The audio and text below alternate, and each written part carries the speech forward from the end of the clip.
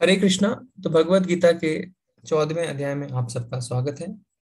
इस अध्याय का नाम है तीन गुण विभाग योग, या ऐसे कहते हैं प्रकृति के तीन गुण।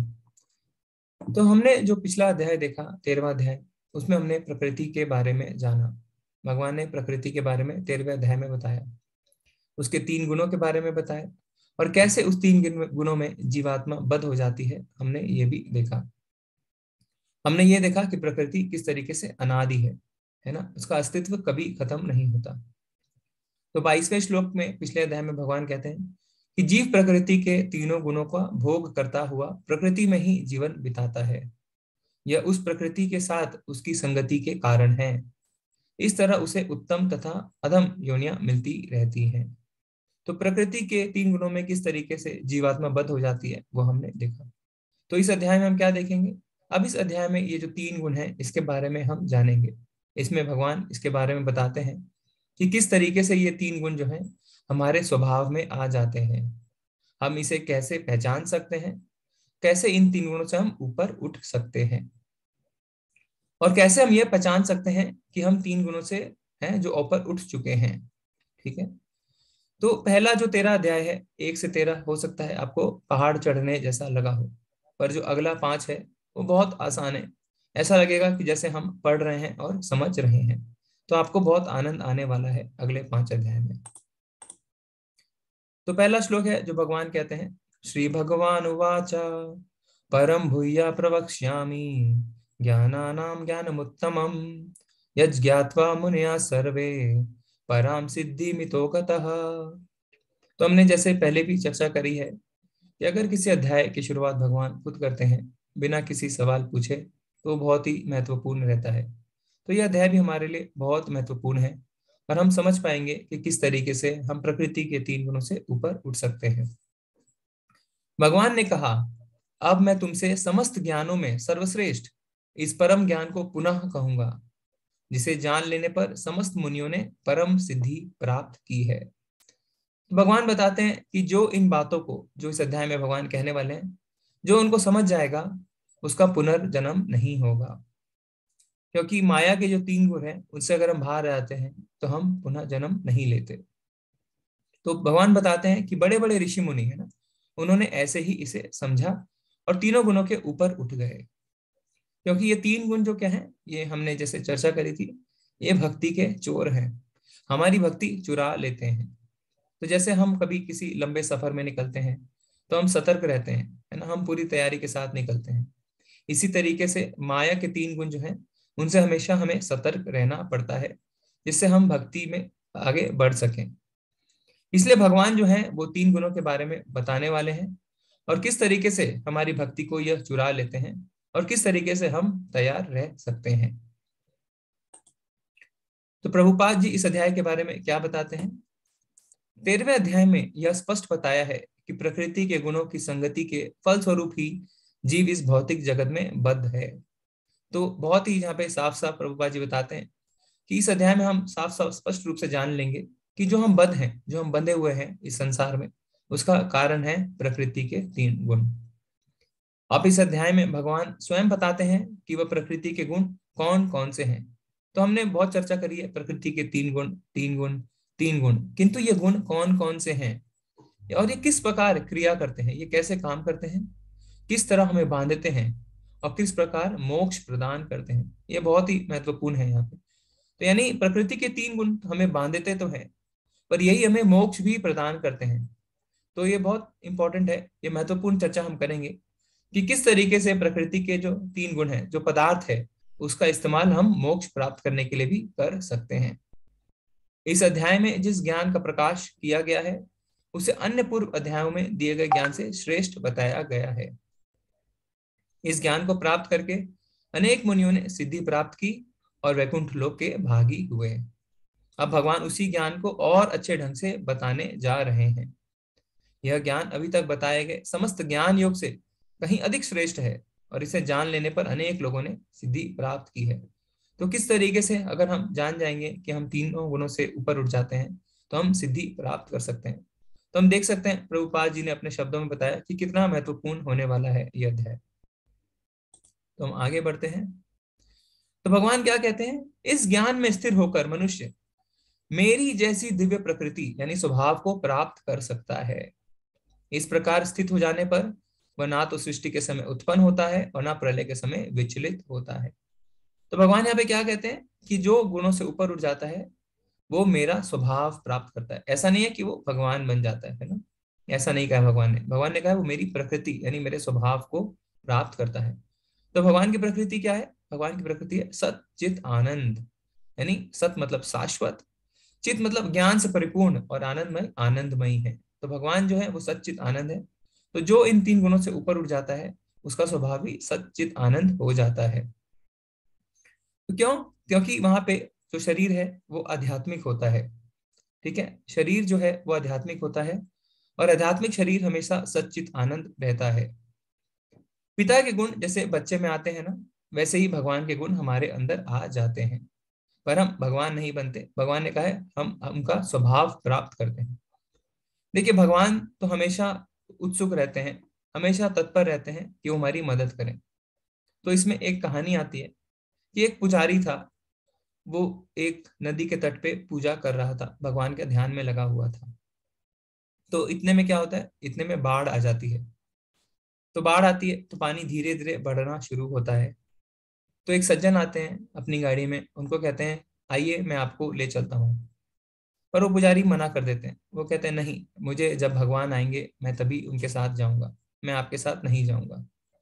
ठीक है, तो पानी और बढ़ने लगता है। जब पानी और बढ़ता है तो नौके में एक सज्जन आते हैं और वो उनको कहते हैं कि आइए मैं आपको ले चलता हूँ, आपको बचा लेता हूँ। तो वो मना कर देते हैं, वो कहते हैं नहीं, मुझे तो भगवान ही बचाने आएंगे तभी मैं जाऊंगा, मैं आपके साथ नहीं जाऊंगा। इस तरीके से पानी और बढ़ने लग जाता है। तो वो मंदिर के ऊपर चढ़ जाते हैं।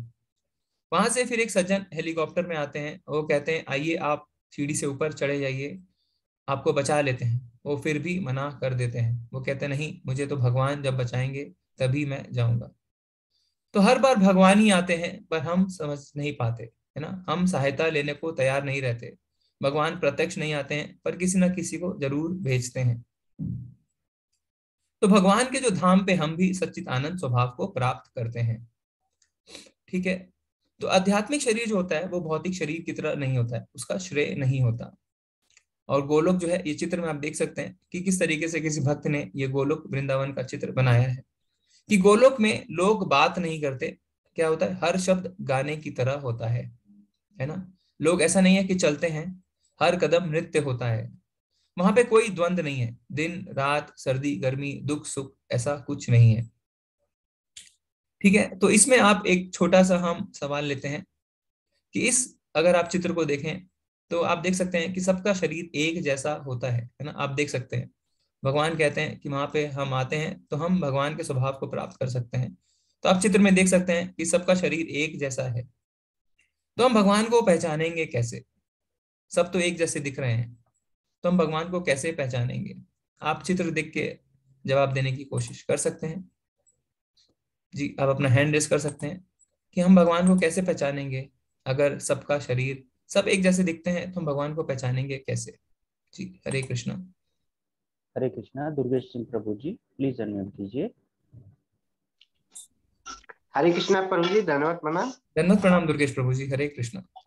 प्रभु जी, कौस्तुभ मणि के वजह से, क्योंकि हम लोग के पास कौस्तुभ मणि नहीं रहेगा वो वहाँ पे, लेकिन भगवान कौस्तुभ मणि जो रहता है उनके वजह से पहचान जाएंगे। जी जी प्रभु जी, जी। आपने पहले किया है ये कोर्स? नहीं प्रभु जी, मैं कथे में सुना है। जी प्रभु जी, बहुत सुंदर, आपने बहुत सुंदर जवाब दिया। हम और सुनते हैं, वर्षा माता जी कह रहे हैं कि उनका तेज अलग होता है। ओके माता जी, हम बताएंगे। और किसी को अगर कुछ बताना है, आप देख सकते हैं चित्र को अच्छी तरह, आप बता सकते हैं कि हम भगवान को कैसे पहचानेंगे, सब एक जैसे दिखते हैं। ओके ठीक है, किसी को और कुछ नहीं कहना। अच्छा, जय प्रभु जी, हरे हरे कृष्ण। कृष्णा। जय। हरे कृष्णा प्रभु जी।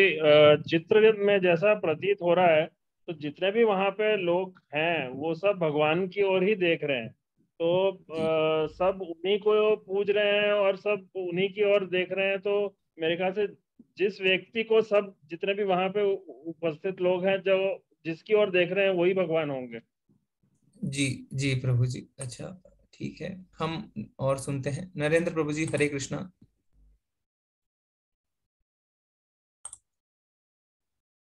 ठीक है, वो लगता है म्यूट में नहीं हो पा रहे हैं, अनम्यूट। भगवान के चेहरे पे अलग तेज होता है, ऐसा कह रहे हैं चक्रधर प्रभु।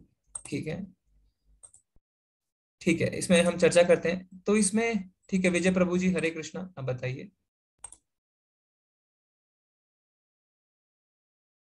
हरे कृष्णा विजय यादव प्रभु जी।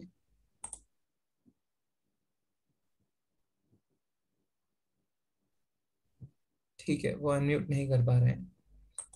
तो इसमें अगर हम चित्र को ध्यान से देखें, तो आप लोगों ने जो कहा कि भगवान का तेज अलग रहेगा, और ठीक है, हरे नरेंद्र कृष्णा प्रभु जी ने जी, हरे कृष्णा प्रभु जी।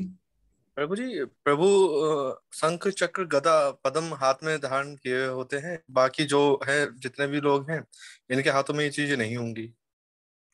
जी जी प्रभु जी, ठीक है, हम और भी देखते हैं। रवि प्रभु जी कह रहे हैं भगवान का वक्ष स्थल में श्री लक्ष्मी माता का चिन्ह होगा। अच्छा प्रभु जी, बहुत सुंदर।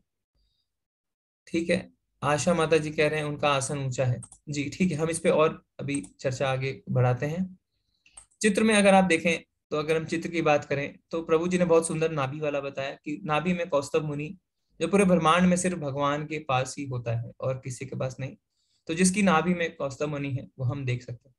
बाकी ठीक है, इस चित्र में आपको लग रहा है कि सब भगवान की ओर देख रहे हैं, पर हो सकता है भगवान आपको चलते फिरते मिल जाए, तब आप कैसे पहचानेंगे? तेज जो है वो सबका तेज बराबर होता है, सब एक जैसे लगते हैं। इसमें एक और देखेंगे आप, भगवान के गले में वैजंती माला है। ये कोई साधारण माला नहीं होती, और ये सिर्फ भगवान के गले में ही होती है। तो इस तरीके से है, जो कहने का अर्थ यह है कि सब भगवान के स्वभाव को प्राप्त करते हैं, किंतु फिर भी जो ऐसी कुछ चीजें हैं वो सिर्फ भगवान के पास ही होती है, जैसे कौस्तभ मुनि, जैसे वैजंती माला।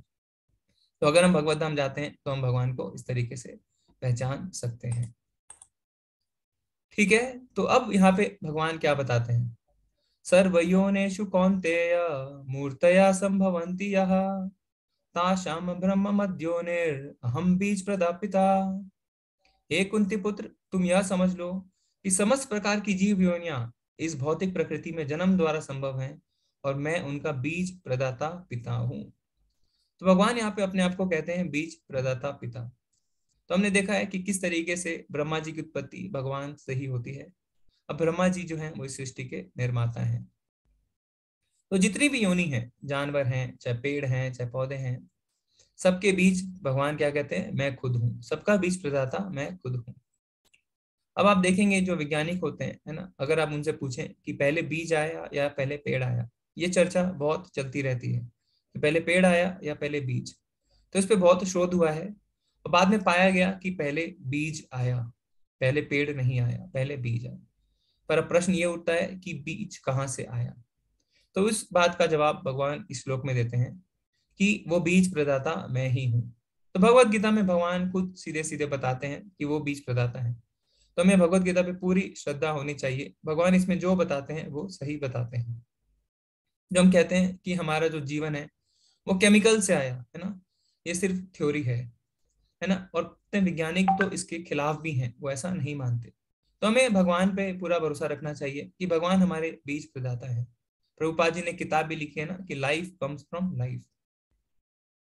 तो बहुत लोग कहते हैं अरे प्रकृति तो हमारी माता है, हम तो प्रकृति के ही बच्चे हैं, है ना।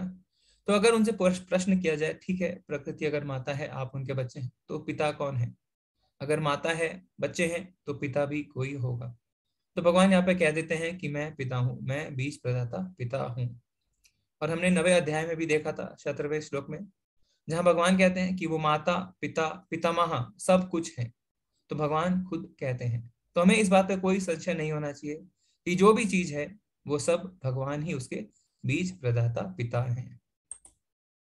ठीक है, अब भगवान क्या कहते हैं? सत्वम रजस्तम इति गुण प्रकृति संभवा निबध्नाति महाबाहो देहे देहिनम अव्ययम। भौतिक प्रकृति 3 गुणों से युक्त है, यह है सतो रजो तथा तमो। हे महाबाहु अर्जुन, जब शाश्वत जीव प्रकृति के संसर्ग में आता है तो वह इन गुणों से बंध जाता है। तो भगवान क्या कह रहे हैं कि 3 गुण जो है वो हम जब संपर्क में आते हैं जीवात्मा के, तो जीवात्मा बंध जाता है। यहाँ पे ये जानना जरूरी है कि ऐसा नहीं है कि हमें प्रकृति के 3 गुण पकड़ लेते हैं, हम खुद उनकी ओर आकर्षित होते हैं, तो हम अपनी जिम्मेदारियों से भाग नहीं सकते। जैसे अगर आप एक उदाहरण देखें, अगर एक बिल्डिंग है और उसमें 3 मंजिल हैं और 3 मंजिलों में 3 दुकानें हैं। पहली मंजिल में एक नशा की दुकान है ना। दूसरे मंजिल में एक जुआ या गैम्बलिंग की दुकान है, या जिसमें पैसे आप डबल कर सकते हैं। और तीसरे में एक पुस्तकालय है, एक लाइब्रेरी है। अब ये हमारे ऊपर है कि हम कौन से मंजिल में जाते हैं। हम पहले मंजिल में जाएं, नशा करें, या दूसरे मंजिल में जाएं, जुआ खेलें और अपने पैसे दोगुना कर लें, या तीसरे मंजिल में जाके हम पुस्तकों को पढ़ें। तो ये हमारे ऊपर है कि हम क्या फैसला लेते हैं। तो जैसा हमारे भोग की इच्छा होती है, हम वैसे ही गुण को चुन लेते हैं। तो जो गुण हम चुनते हैं उसके हिसाब से जो है हम उस मंजिल पे जाते हैं। तो अगर हम सतोगुण में हैं तो हम पुस्तकालय में जाएंगे। अगर हम रजोगुण में हैं तो हम जुआ खेलेंगे और पैसे कमाने जाएंगे। पर अगर हम तमोगुण में हैं तो हम नशा करने जाएंगे। तो ये दिन जो 3 गुण हैं, भगवान कहते हैं कि हमें बांध देते हैं। इसमें एक बहुत महत्वपूर्ण चीज आपको ध्यान देनी है कि सतोगुण भी हमें बांध देता है। भगवान यहाँ पे कहते हैं इन गुणों से बंध जाते हैं। भगवान ऐसा नहीं कह रहे हैं कि रजो और तमो से बंधते हैं, हम सतोगुण से भी बंधते हैं। तो अब आपसे एक प्रश्न है कि भगवान क्यों कह रहे हैं कि सतोगुण से हम बंध जाते हैं। सतोगुण तो अच्छा है ना, जो अच्छे कार्य करते हैं, दान देते हैं, पुण्य करते हैं, तो बहुत तो अच्छी चीज है। तो उससे हम कैसे बंध जाते हैं? आपके इस पे क्या विचार हैं, आप बता सकते हैं अपना हैंड रेस करके, या चैट में भी लिख सकते हैं कि आपको ऐसा क्यों लगता है कि हरे भगवान कहते कृष्णा, हैं जय प्रभु जी। कि सतोगुण से हम बंध सकते हैं।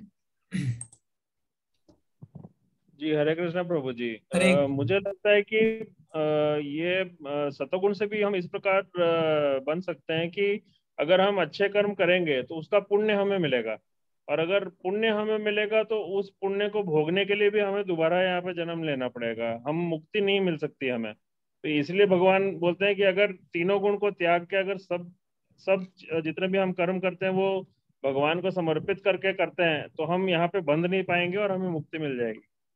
जी प्रभु जी, बहुत सुंदर तरीके से आपने अपने विचार रखे। हम और विचार सुनते हैं। हरे कृष्णा प्रमोद प्रभु जी। हरे कृष्णा प्रमोद प्रभु जी। हरे कृष्णम प्रभु जी। हरे कृष्णा प्रमोद प्रभु जी। प्रभु जी, ये जो सतोगुण होता है वो हमको ज्ञान तथा सुख के कारण ये हमको बांध देता है, क्योंकि उसमें ज्ञान होता है और सुख होता है जिसकी आसक्ति से हम बंध जाते हैं। ज्ञान के कारण अहंकार आ जाता है और हमको सतोगुण बांध देता है। हरे कृष्णा प्रभु जी। जी बहुत सुंदर प्रभु जी, लगता है आपने पढ़ी हुई है ये अध्याय, आपने बहुत ही अच्छा बताया प्रभु जी। हम आगे देखेंगे ये कारण। हरे कृष्णा प्रभु जी जी, धन्यवाद। हरे हरे कृष्ण। कृष्णा ममता माता जी, प्लीज अनम्यूट कीजिए।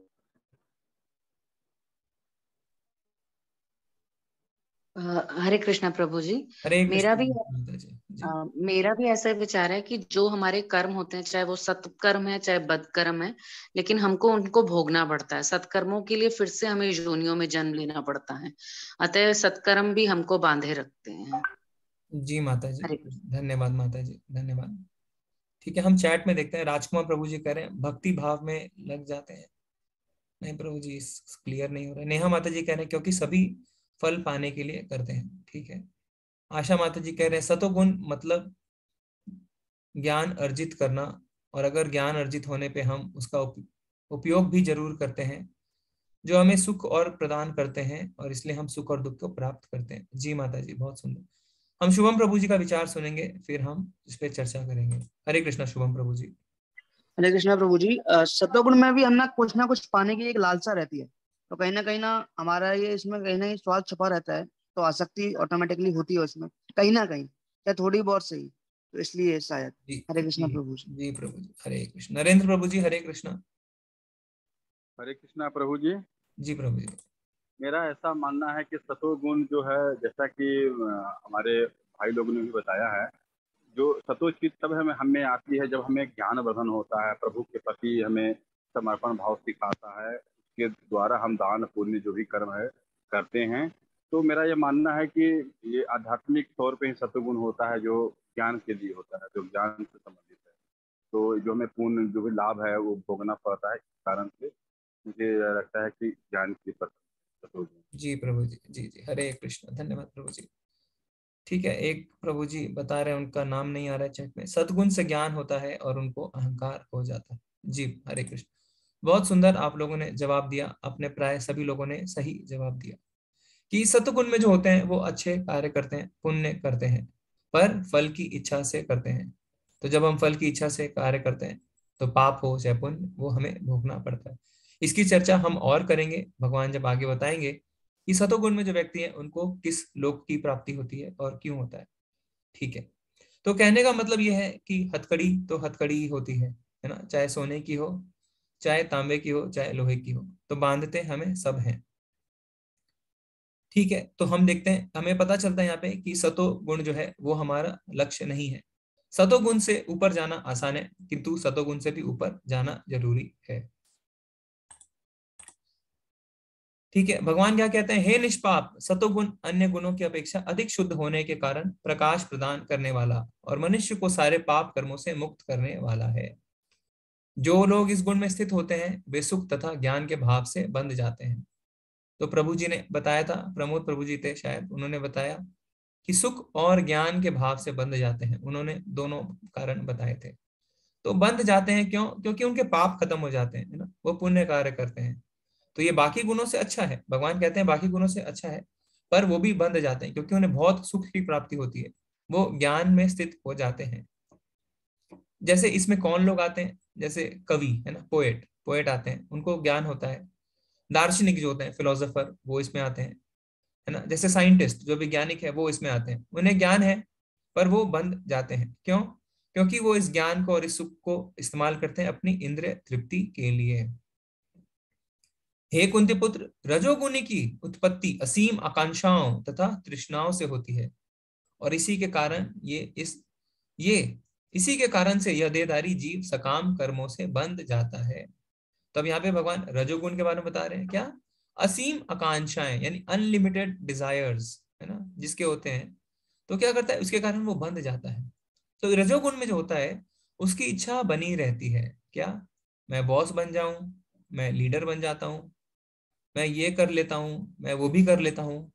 जो स्वामित्व की भावना रहती है उसके अंदर, है ना, वो सब चीज को कंट्रोल करना चाहता है, सब चीज का स्वामी बनना चाहता है, बहुत ज्यादा भागदौड़ भी करता है और हमेशा क्या सोचता है, मैं पैसे कैसे डबल कर लूं, कैसे ज्यादा कमा लूं, कैसे किसी से कंपटीशन कर लूं, है ना, कैसे मैं शक्तिशाली पावरफुल बन जाऊं, फेमस हो जाऊं, है ना। तो और इसमें क्या होता है, जो रजोगुण में व्यक्ति होते हैं वो स्त्री या पुरुष, उनके प्रति आकर्षण भी बहुत ज्यादा रहता है। तो एक प्यास हमेशा बनी रहती है, इच्छा पूरी नहीं होती उनकी। एक इच्छा पूरी होती है तो दूसरी इच्छा, दूसरी तो तीसरी इच्छा, है ना। एक घर होता है तो बड़ा घर, उससे और बड़ा घर, एक गाड़ी होती है तो और बड़ी गाड़ी और बड़ी गाड़ी। तो रजोगुण में जो रहते हैं उनकी असीम आकांक्षाएं होती हैं, उनकी इच्छा कभी भी पूरी नहीं होती। तो यानी हमने देखा है यहाँ पे कि सतों से भी बंधते हैं और रजो में तो बंधते ही हैं। अब आगे भगवान तमोगुण के लिए क्या बताते हैं, हे भरत पुत्र, तुम जान लो कि अज्ञान से उत्पन्न तमोगुण समस्त देहधारी जीवों का मोह है। इस गुण के प्रतिफल पागलपन यानी प्रमाद, आलस तथा नींद है जो बद्ध जीव को बांधते हैं। तो तमोगुण के क्या लक्षण बताते हैं भगवान?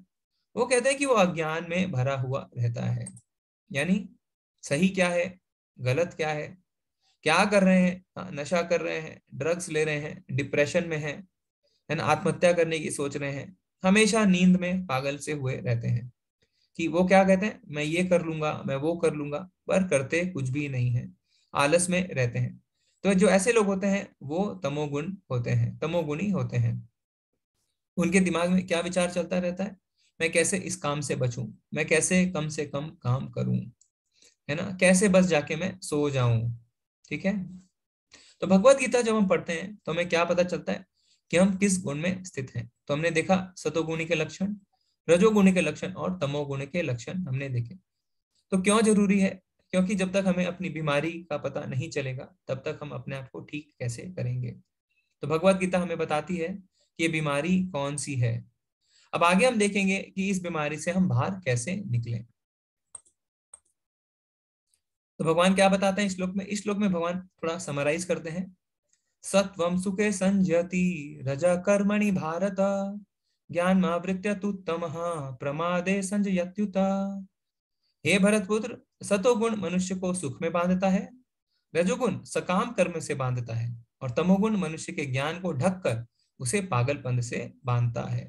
तो जैसे समुद्र में जब ऊंची ऊंची लहरें उठती हैं, तो अगर जो उसके अंदर नौका चलाने वाला जो है वो स्किलफुल है, उसके अंदर अगर स्किल है, तो क्या कर सकता है? उसको क्रॉस कर सकता है, उसको पार कर सकता है। नहीं तो क्या होता है? नहीं तो लहरें उस पर अटैक कर देती हैं। तो इसी तरीके से हमें बाकी गुणों से बचना है और इन तीनों गुणों से ऊपर की ओर उठना है। अब भगवान यहाँ पे क्या बताते हैं कि ऐसा नहीं होता है कि हम हर समय एक ही गुण में बंधे रहते हैं। तो ऐसा नहीं आप सोच सकते हैं। हो सकता है अभी आप अपने आप को सोच रहे हो तो आपको लगता होगा कि कभी मैं इस गुण में रहता हूँ, कभी उस गुण में। तो भगवान भी ऐसी बात बताते हैं। हे भरतपुत्र, कभी कभी सतोगुण रजो और तमो को परास्त करके प्रधान बन जाता है, तो कभी रजोगुण सतो तथा तमोगुण को परास्त कर देता है, और कभी तो ऐसा होता है कि तमोगुण सतो तथा रजो को परास्त कर देता है। इस प्रकार श्रेष्ठता के लिए निरंतर स्पर्धा चलती रहती है। तो जैसे हम देखेंगे सवेरे सवेरे के समय हमारे अंदर सतोगुण ज्यादा रहता है ना, हम थोड़ा सा भगवान में मन लगता है। हो सकता है हम सवेरे उठ के भगवान की माला करना चाहते हैं। फिर दिन भर जब हम अपने कार्य क्षेत्र में होते हैं, चाहे नौकरी में चाहे व्यापार में, तो हमारे अंदर इच्छा ही रहती है, तो हम रजोगुण में बने रहते हैं। और रात को क्या होता है? रात को हम तमोगुण में आ जाते हैं, है ना। कितने लोग हैं जो रात को नशा करते हैं, गलत गलत आदतें करते हैं और हमेशा नींद से पागल हुए रहते हैं। तो ऐसा है कि हमारा एक दिन में भी हम देख सकते हैं कि हो सकता है हम अलग अलग गुण में एक दिन बिताएं। तो कभी एक गुण हावी रहता है तो दूसरे दो हार जाते हैं, और ऐसा स्पर्धा चलती रहती है।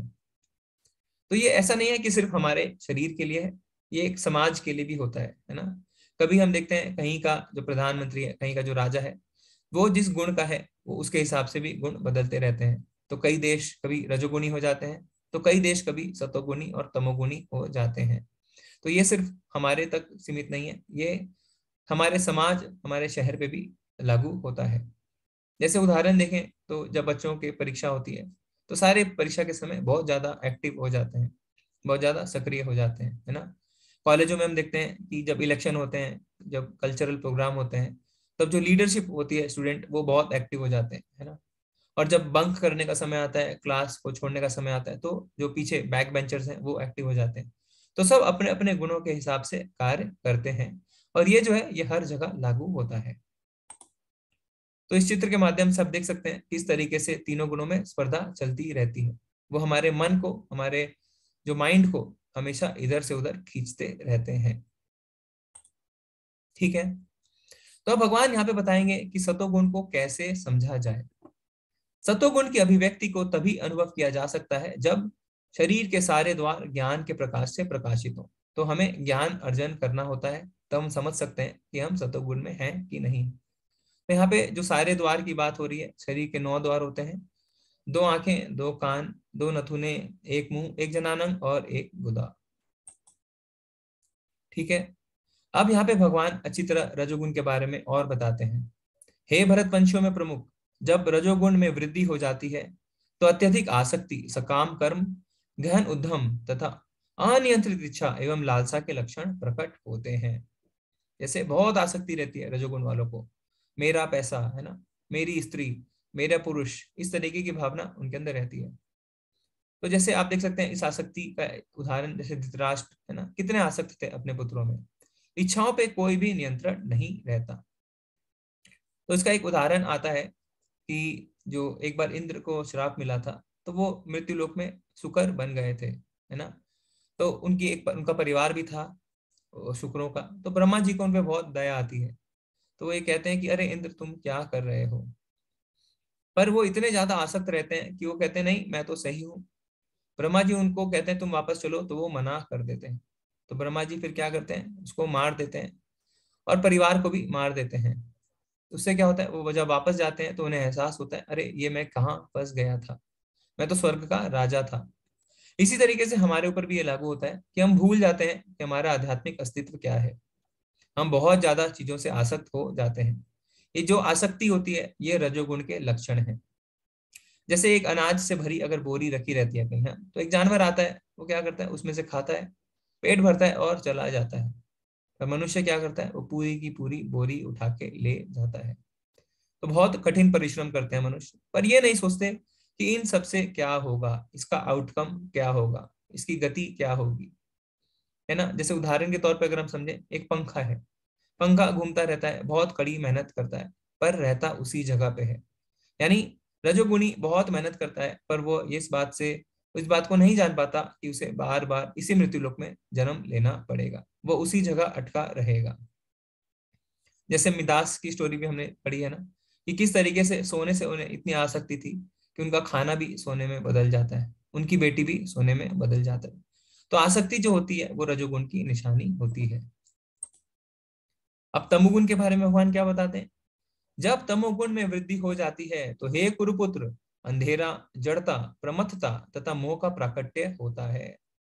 तो तमोगुण में क्या होता है, अंधकार रहता है, क्या सही है क्या गलत है कुछ भी नहीं पता रहता, सिर्फ आलस, निद्रा और नशा यही रहता है ना।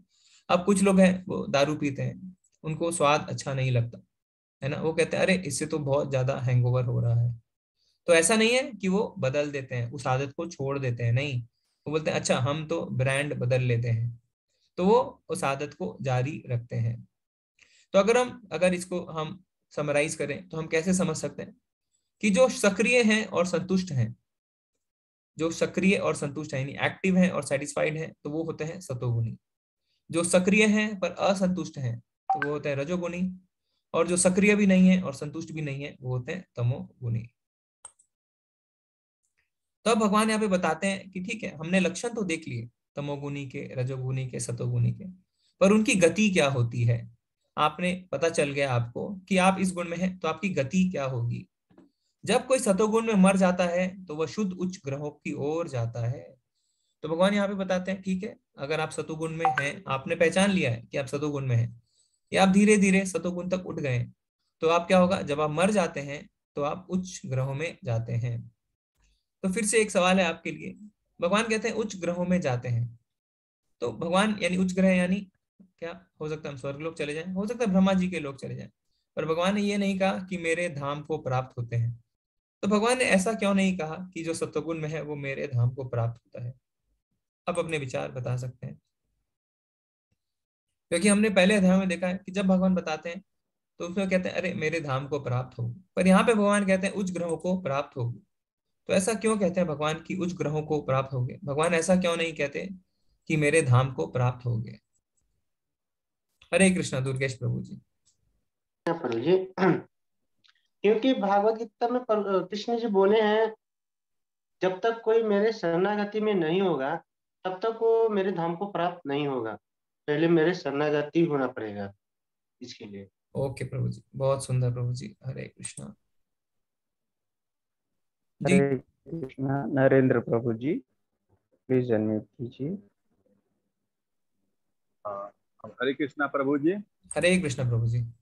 जैसा कि मेरे भैया ने भी बताया है कि भगवान खुद भागवत गीता में कहे हैं कि पहले हमें शरणागति हो लेना पड़ेगा भगवान के समक्ष, और जो भी हम कार्य करेंगे वो भगवान को साक्षी मानकर के हम करेंगे, तभी हम भगवान के लोक में जा सकते हैं। अदरवाइज हम वहाँ तो भगवान के लोक में नहीं पहुँच पाएंगे।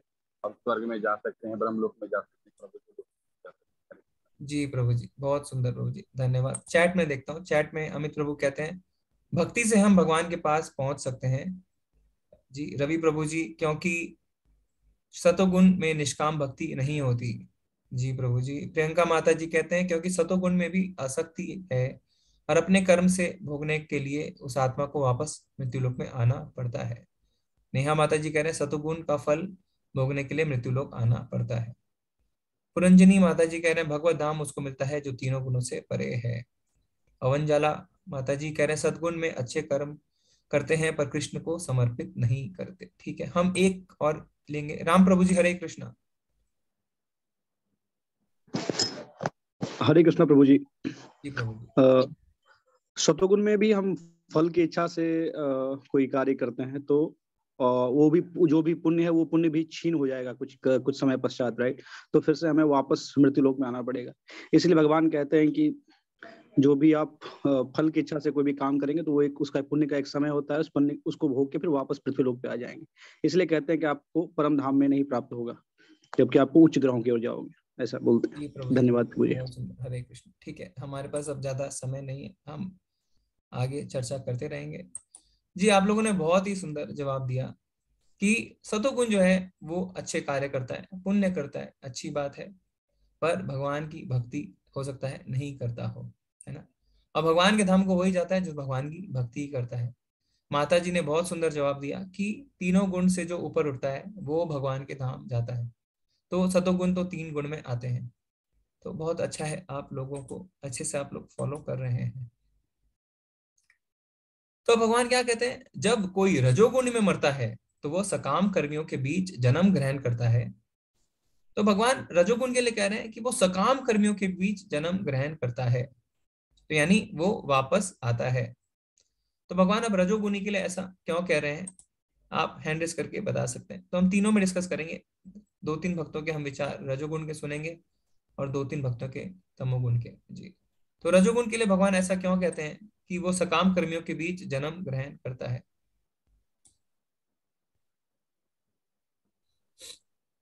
आप अपना विचार बता सकते हैं।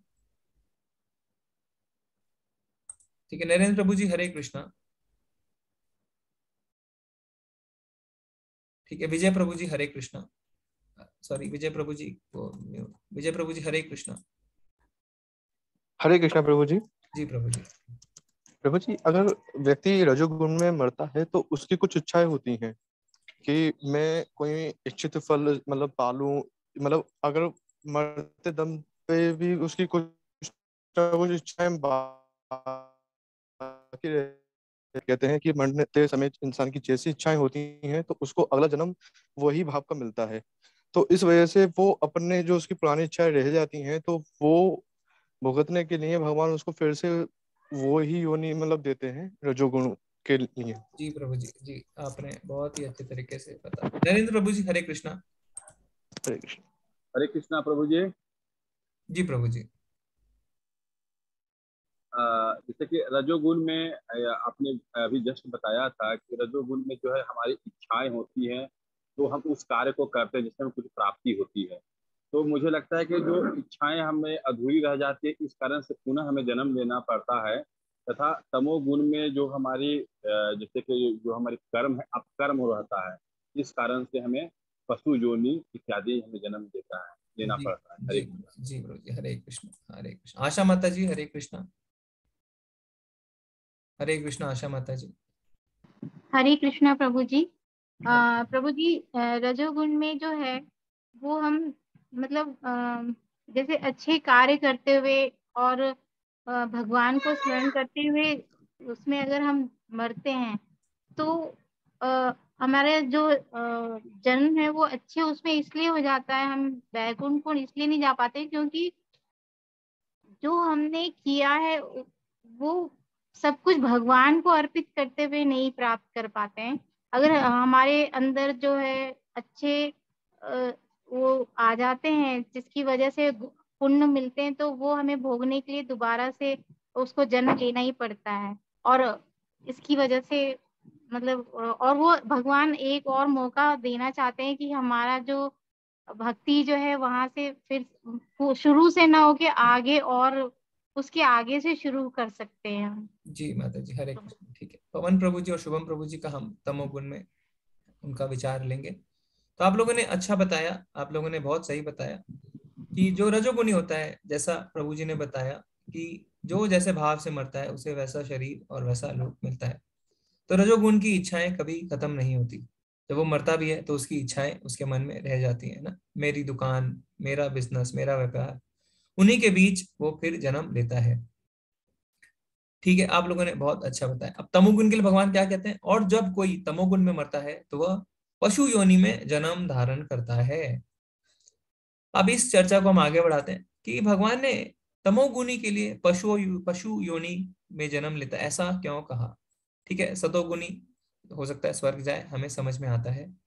रजोगुणी वापस आएगा धरती पे, वो भी समझ में आता है क्योंकि उसकी इच्छाएं खत्म नहीं हुई है। पर तमोगुणी तो कहता है ना कि अरे मैंने तो कोई कार्य नहीं किया, मैं तो सोता रहा, मैं तो आलस्य में था, तो उसे पशु योनि क्यों मिलेगी। पवन प्रभु जी हरे कृष्णा। हरे कृष्णा प्रभु जी, दंडवत हरे प्रणाम। माता जी दंडवत प्रणाम।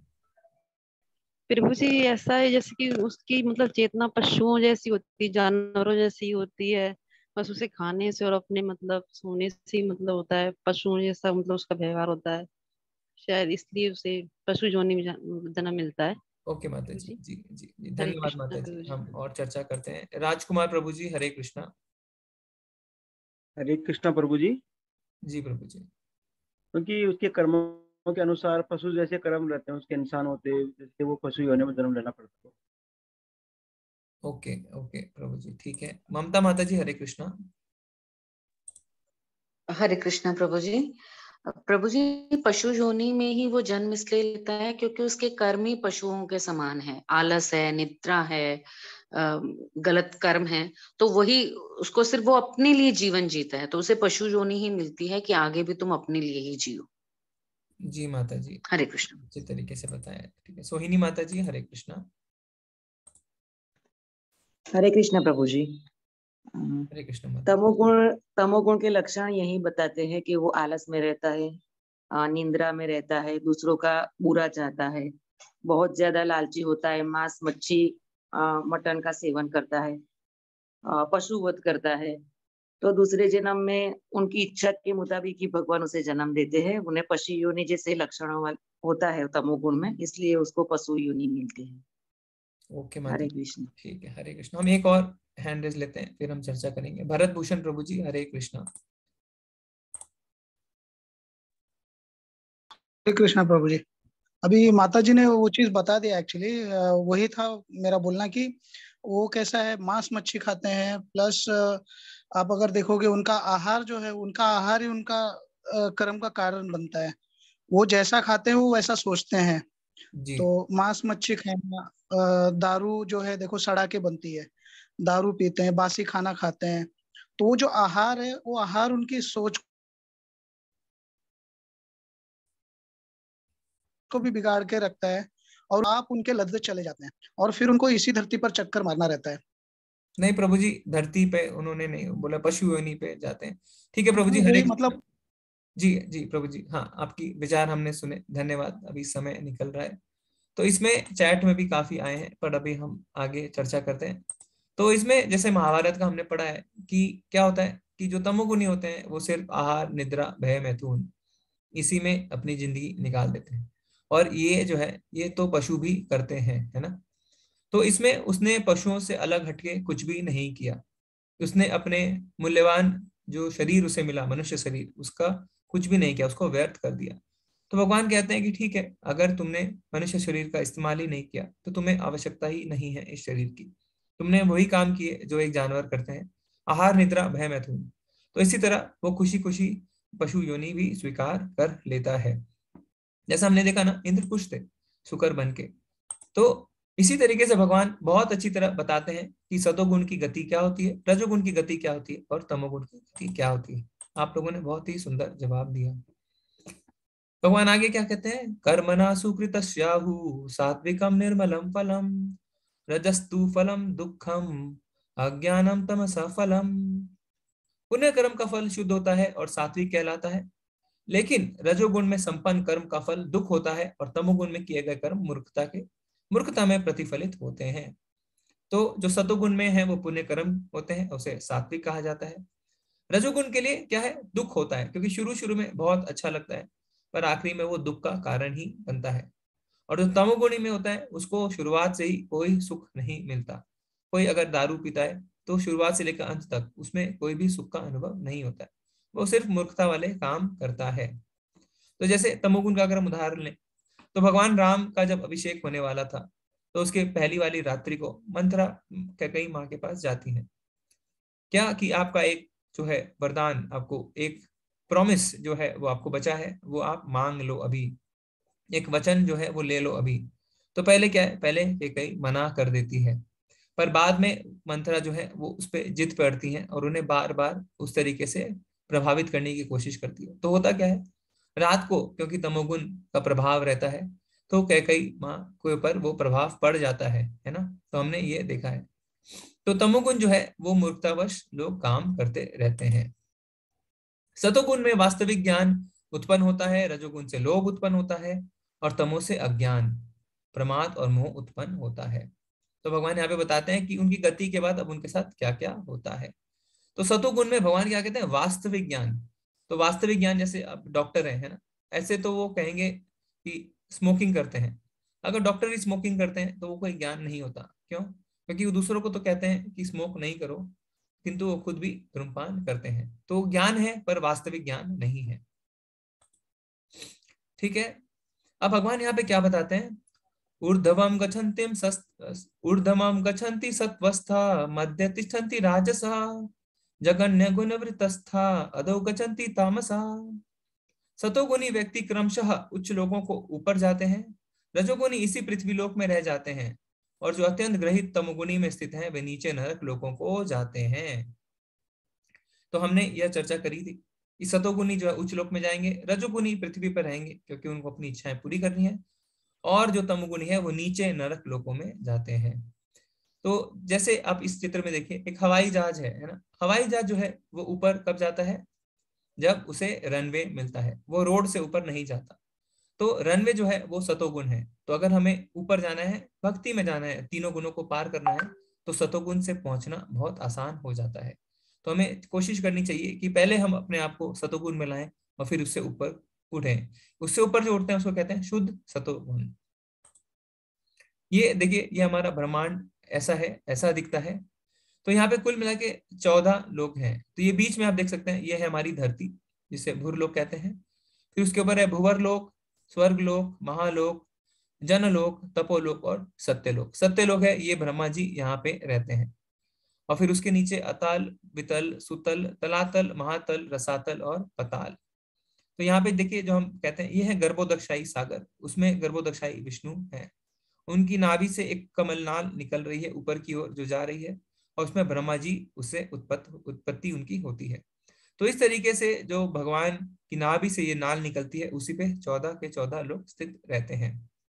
ठीक है, तो ये पूरा जो आप देख रहे हैं ये है भौतिक जगत। जन्म मृत्यु यहाँ चलता रहता है, यहाँ तक कि जो ब्रह्मा जी का सबसे ऊपर लोक है उसमें भी जन्म मृत्यु चलता रहता है, कभी इस लोक कभी दूसरे लोक में। तो जो रजोगुणी होते हैं वो इसी धरती में घूमते रहते हैं, जो सतोगुणी होते हैं वो ऊपर के लोकों में जाते हैं, और जो तमोगुणी होते हैं वो नीचे के लोकों में आते हैं।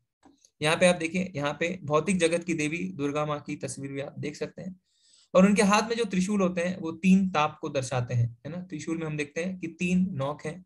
3 नोक जो है वो 3 ताप को दर्शाते हैं, आध्यात्मिक ताप, अधिभौतिक ताप और आदिदैविक ताप, जिसकी चर्चा हमने पहले करी है। तो माँ दुर्गा जो है वो हमें 3 ताप देती रहती हैं, जिससे हम इनके ऊपर उठने का प्रयास करें, जिससे हम इस भौतिक संसार से बाहर निकलें और गोलोक की जाने की कोशिश करें, जहां पे राधा रानी अपने हाथ में एक फूल लेके हमारा इंतजार कर रही हैं।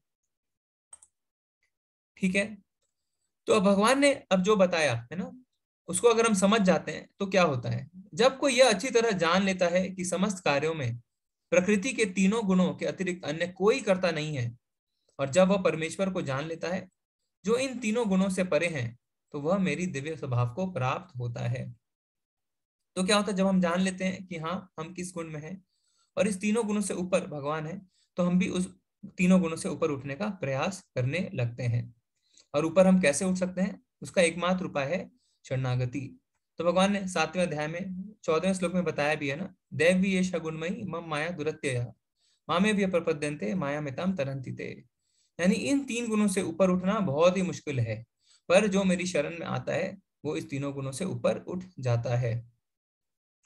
तो यहाँ पे एक सवाल कई लोग पूछते हैं कि भगवान ही हमें इन 3 गुणों से ऊपर क्यों उठा सकते हैं, क्योंकि भगवान क्या बताते हैं प्रकृति के लिए, मैया दक्षिण प्रकृति ही, यानी ये प्रकृति जो है वो मेरी अध्यक्षता में काम करती है।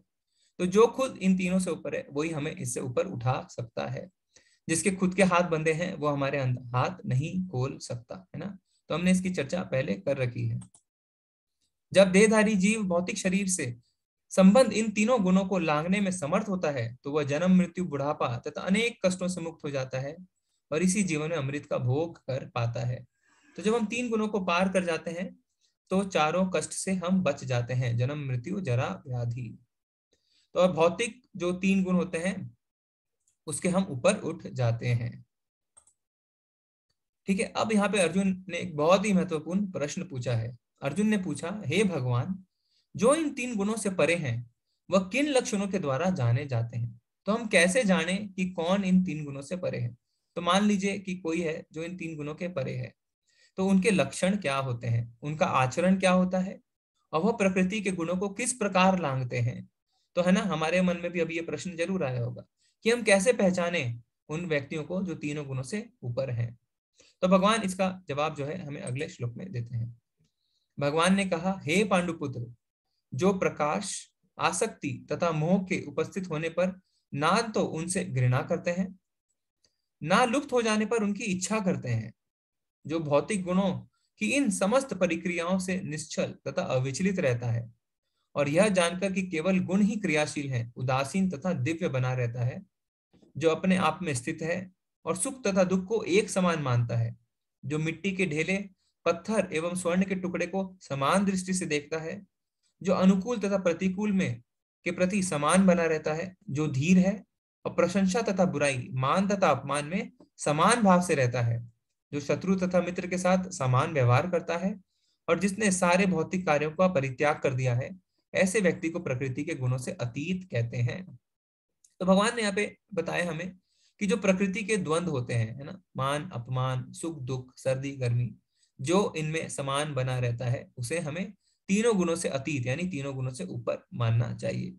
तो क्या कहते हैं भगवान, इनसे अविचलित रहता है, पूरी तरीके से वो भक्ति में रहता है। ऐसा नहीं है कि सर्दी आई, अच्छा छोड़ो 4:30 बजे कौन करे मंगल आरती, छोड़ो, है ना, रजाई तानी और सो गए। गर्मी आई तो छोड़ दिया, अरे इतनी गर्मी है, हमसे तो होता नहीं है ना, हम तो मंगल आरती कर नहीं पाते, तो बसंत का इंतजार करते रहते हैं। पर जो तीनों गुणों से अतीत होते हैं वो ऐसा नहीं करते। मिट्टी और सोने को एक समान मानने का अर्थ यह है कि हम उन पर स्वामित्व की भावना नहीं जताते। हम ये नहीं बोलते यह मेरा है, सब कुछ भगवान का है, और अगर सब कुछ भगवान का है तो हम सबको समान दृष्टि से ही देखते हैं। जैसे प्रहलाद महाराज, है ना, उन पे कितने कष्ट किए उनके खुद के पिता ने, पर वो सुख और दुख में समान बने रहे, भगवान की भक्ति करते रहे। विभीषण को देखिए, विभीषण की परिस्थिति कितनी प्रतिकूल थी, वो राक्षसों के बीच में रह के भगवान की भक्ति कर रहे थे, बाद में उन्हें लंका से निकाल भी दिया गया, कितनी उनकी परिस्थिति प्रतिकूल बनी, पर वो समान बने रहे और भक्ति नहीं छोड़ी। तो ऐसे जो व्यक्ति होते हैं उन्हें तीनों गुणों से ऊपर माना जाता है। तो भगवान ने यहाँ पे हमें बताया कि उनके क्या लक्षण होते हैं। जो समस्त परिस्थितियों में अविचलित भाव से पूर्ण भक्ति में प्रवृत्त होता है, वह तुरंत ही प्रकृति के गुणों को लांघ जाता है और इस प्रकार ब्रह्म के स्तर तक पहुंच जाता है। तो भगवान ने क्या बताया, हम कैसे लांघ सकते हैं, अब हम कैसे करें इसको, हम कैसे तीनों से ऊपर उठें? भगवान ने यहाँ पे जवाब दिया है, कैसे?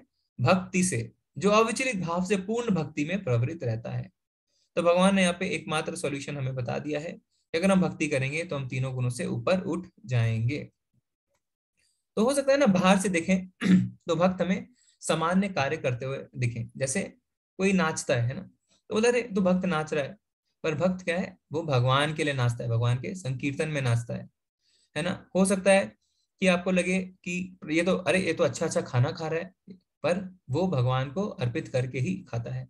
तो सामान्य दृष्टि से देखेंगे तो भक्त सामान्य कार्य करते हुए नजर आएंगे, पर वो सब कुछ भगवान को अर्पित करते हुए भक्ति में करते हैं।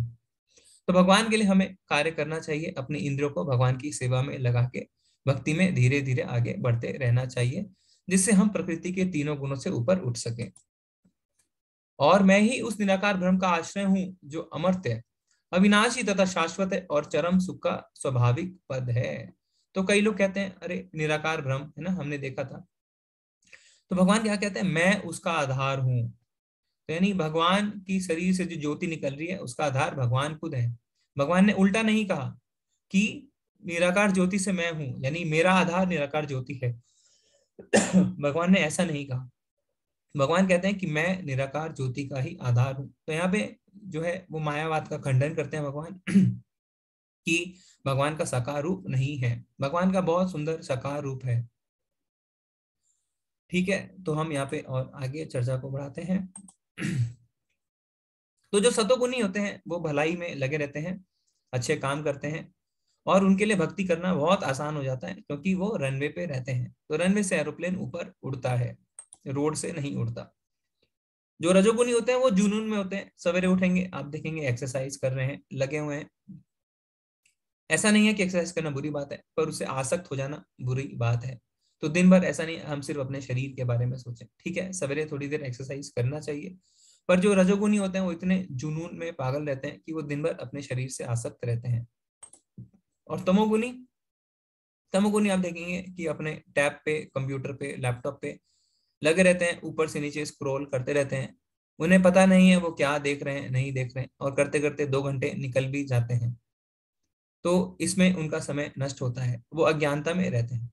तो आप सब सोचिए कि आप किस गुण में हैं, आप नोट करके रखिए और आप बता सकते हैं जब हमारी चर्चा खत्म हो कि आप कौन से गुण में आते हैं। तो समय पे जागना, जो सतोगुणी है वो सवेरे समय में उठता है, 5 बजे या उससे पहले ब्रह्म मुहूर्त में उठता है और अपने आत्मा के लिए समय निकालता है, भगवान की मंगल आरती करता है और मालाएं करता है। रजोगुणी कब उठता है? वो 8 बजे के आसपास उठता है, जब काम शुरू हो जाता है। तो यानी उठते ही वो ऑफिस भागता है, उठते ही अपने दुकान भागता है, उसे अपनी आत्मा के लिए समय निकालने का समय नहीं है। और तमोगुणी क्या करता है? वो रात में 11, 12, 1 बजे सोता है ना। तो उठता है, और जब वो उठता है तो वो क्या गुड आफ्टरनून ही बोलता है, तो गुड मॉर्निंग उसके जीवन में नहीं होता। ठीक है, तो ये हुआ किस समय पे कौन से गुण के व्यक्ति जागते हैं। ठीक है, तो जागने के बाद क्या करते हैं? जो सतोगुणी होते हैं वो भगवान के कीर्तन करते हैं, स्मरण करते हैं, मंगल आरती करते हैं। 4:30 बजे जैसे मंगल आरती इस्कॉन में होती है, तो रोज मंगल आरती अटेंड करते हैं। उसके बाद जप करते हैं, उसके बाद भगवत का क्लास करते हैं, भागवतम का क्लास कर सकते हैं, है ना। रजोगुणी जो होते हैं वो अपने शरीर पे बहुत ध्यान देते हैं, तो वो उठने के बाद हो सकता है दौड़ने चले जाते हो, दौड़ लगाते हैं।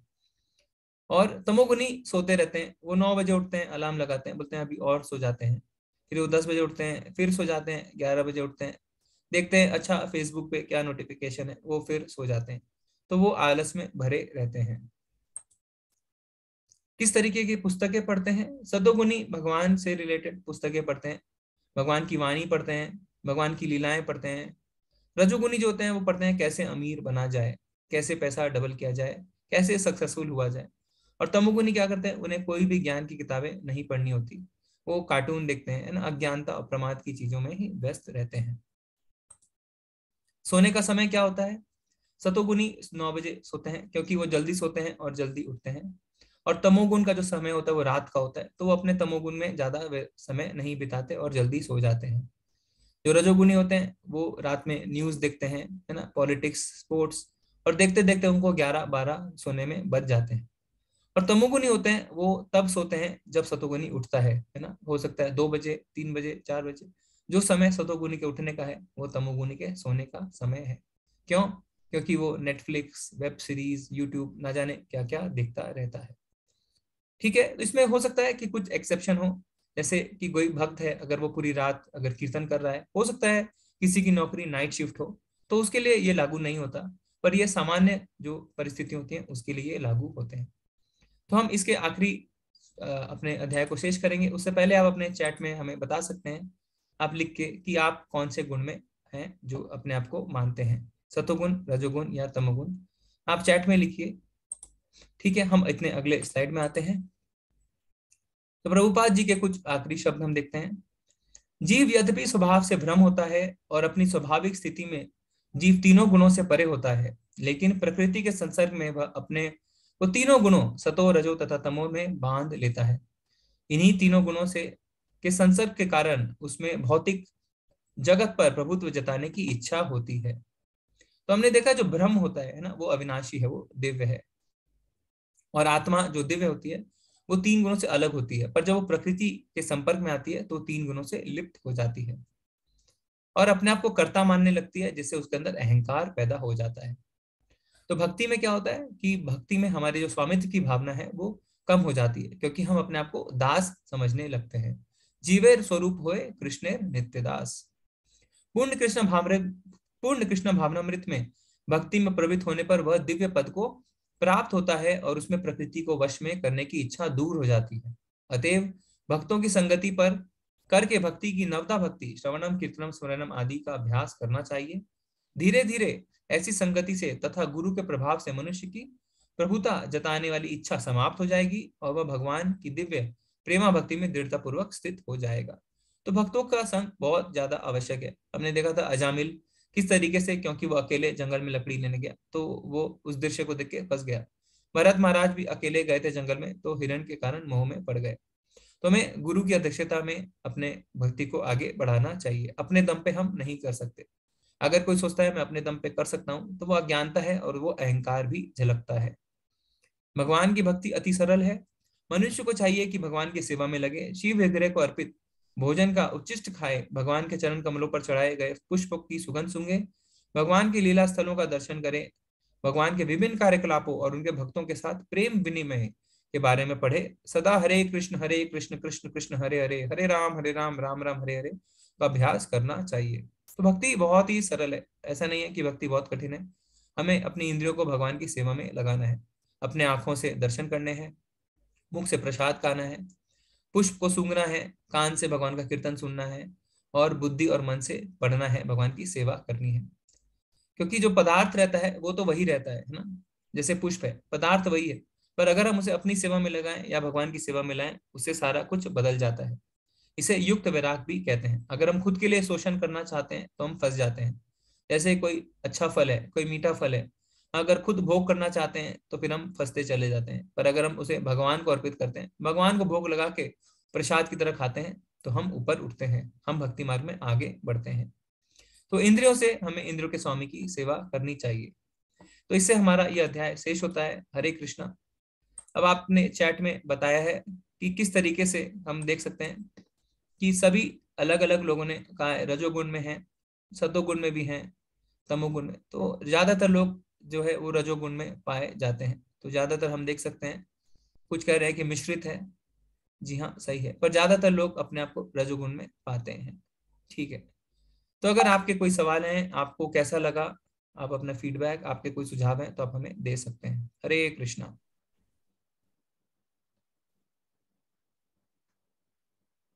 हरे कृष्णा। रानी माता जी प्लीज अनम्यूट कीजिए।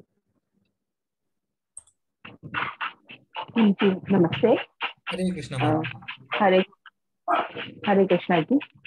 एक्चुअली जो आपने कहा ना कि जो बासा खाना खाते हैं, तो जैसे हमारे घर में खाते हैं, जैसे रोटी बन जाती है, रात की रोटी बनाते हैं, तो दूसरे दिन सुबह खाते हैं, तो बासा ही कहलाएगा? ठीक है, इसका मुझे थोड़ा अच्छे से समझाइएगा।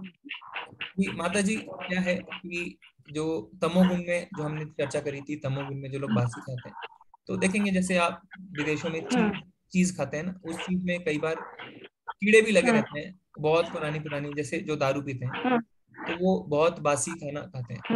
और रात का माता जी ऐसा है कि अगर आप रात में रोटी बना के भगवान को भोग लगाते हैं तो वो प्रसाद बन जाता है माता जी, तो उसे आप सवेरे खा सकते हैं, उसमें कोई दिक्कत नहीं है।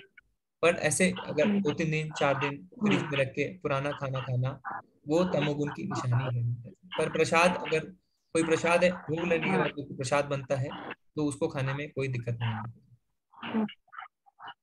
वो एक्चुअली हमारे घर में कभी कभी रह जाता है ना घर में, तो हम दूसरे दिन खाते हैं, तो गलत नहीं है ना वो चीज? जी माता जी, आप भगवान को भोग लगाएं, भगवान को भोग लगाने का प्रसाद आप खा सकते हैं माता जी। ओके, धन्यवाद। हरे कृष्ण माता। हरे कृष्ण। हरे कृष्ण। राम प्रभु जी कह रहे हैं कि उनको यह अध्याय बहुत ही अच्छा लगा। जी प्रभु जी, हरे कृष्ण, धन्यवाद। कृष्णा। प्रभु जी प्लीज अनम्यूट कीजिए। हरे कृष्ण प्रभु जी। मेरे क्वेश्चन था, जो मान लो भगवान के बुक्स में पढ़ता है, नॉर्मल बुक्स में पढ़ता है, कॉमिक बुक्स में पढ़ता है, जो भक्ति भी करता है, एक्सरसाइज भी करता है और आजकल सोशल मीडिया भी यूज करता है, तो वो उनका क्या बेड़ा पार हो पाएगा? मतलब क्या उन्हें क्या कहेंगे हम? हरे कृष्ण, मतलब मैं समझ नहीं पा रहा हूँ। जी प्रभु जी, शुरू में जैसा आप लोगों ने, बहुत जनों ने बताया भी कि मिश्रित है ना। और भगवान ने खुद कहा है कि तीनों जो गुण है वो एक दूसरे से स्पर्धा करते रहते हैं, कभी कोई हावी होता है, कभी कोई हावी। पर जब हम जब भक्ति में आगे बढ़ते हैं तो धीरे धीरे हम देखते हैं कि हमारी तमोगुण की आदतें बिल्कुल कम हो गई, ना के बराबर हो गई। फिर हो सकता है हम रजोगुणों की आदत हमारी कम हो जाती है, फिर हम सतोगुण में आ जाते हैं, फिर सतोगुण से धीरे धीरे ऊपर उठ के हम शुद्ध सत्व में आते हैं। तो जब आप भक्ति शुरू करेंगे ना प्रभु जी, तब आपको एहसास होगा कि आपको खुद को इच्छा नहीं करेगी कि जैसे कितने लोगों ने, जैसे हमने देखा भी था पहले प्रभु जियों ने बताया ना कि हम पहले दारू पीते थे, रोज रात को मीट खाते थे, अब वो 2 साल हो गए हैं वो ऐसा नहीं कर रहे हैं। तो भक्ति में आने के बाद आप देखेंगे धीरे धीरे आपकी आदत अपने आप खत्म हो जाएगी। तो इसमें घबराने का कुछ नहीं है, आप माला करिए, भक्ति में आगे बढ़िए, भगवान का नाम लीजिए, आप खुद ब खुद देखेंगे कि आपके अंदर कैसे परिवर्तन आ रहा है प्रभु जी। जी प्रभु जी, हरे कृष्ण प्रभु जी। शुभम प्रभु जी म्यूट हो गए थे। शुभम प्रभु जी हरे कृष्णा, अनम्यूट करिए, आपको आपके सवाल का जवाब मिल गया। हरे कृष्ण प्रभु जी। जी थैंक जी विजय प्रभु जी कह रहे हैं कि आज का अध्याय आत्म साक्षात्कार में बहुत सहायता करता है। जी प्रभु जी धन्यवाद। प्रभु जी म्यूट कीजिए।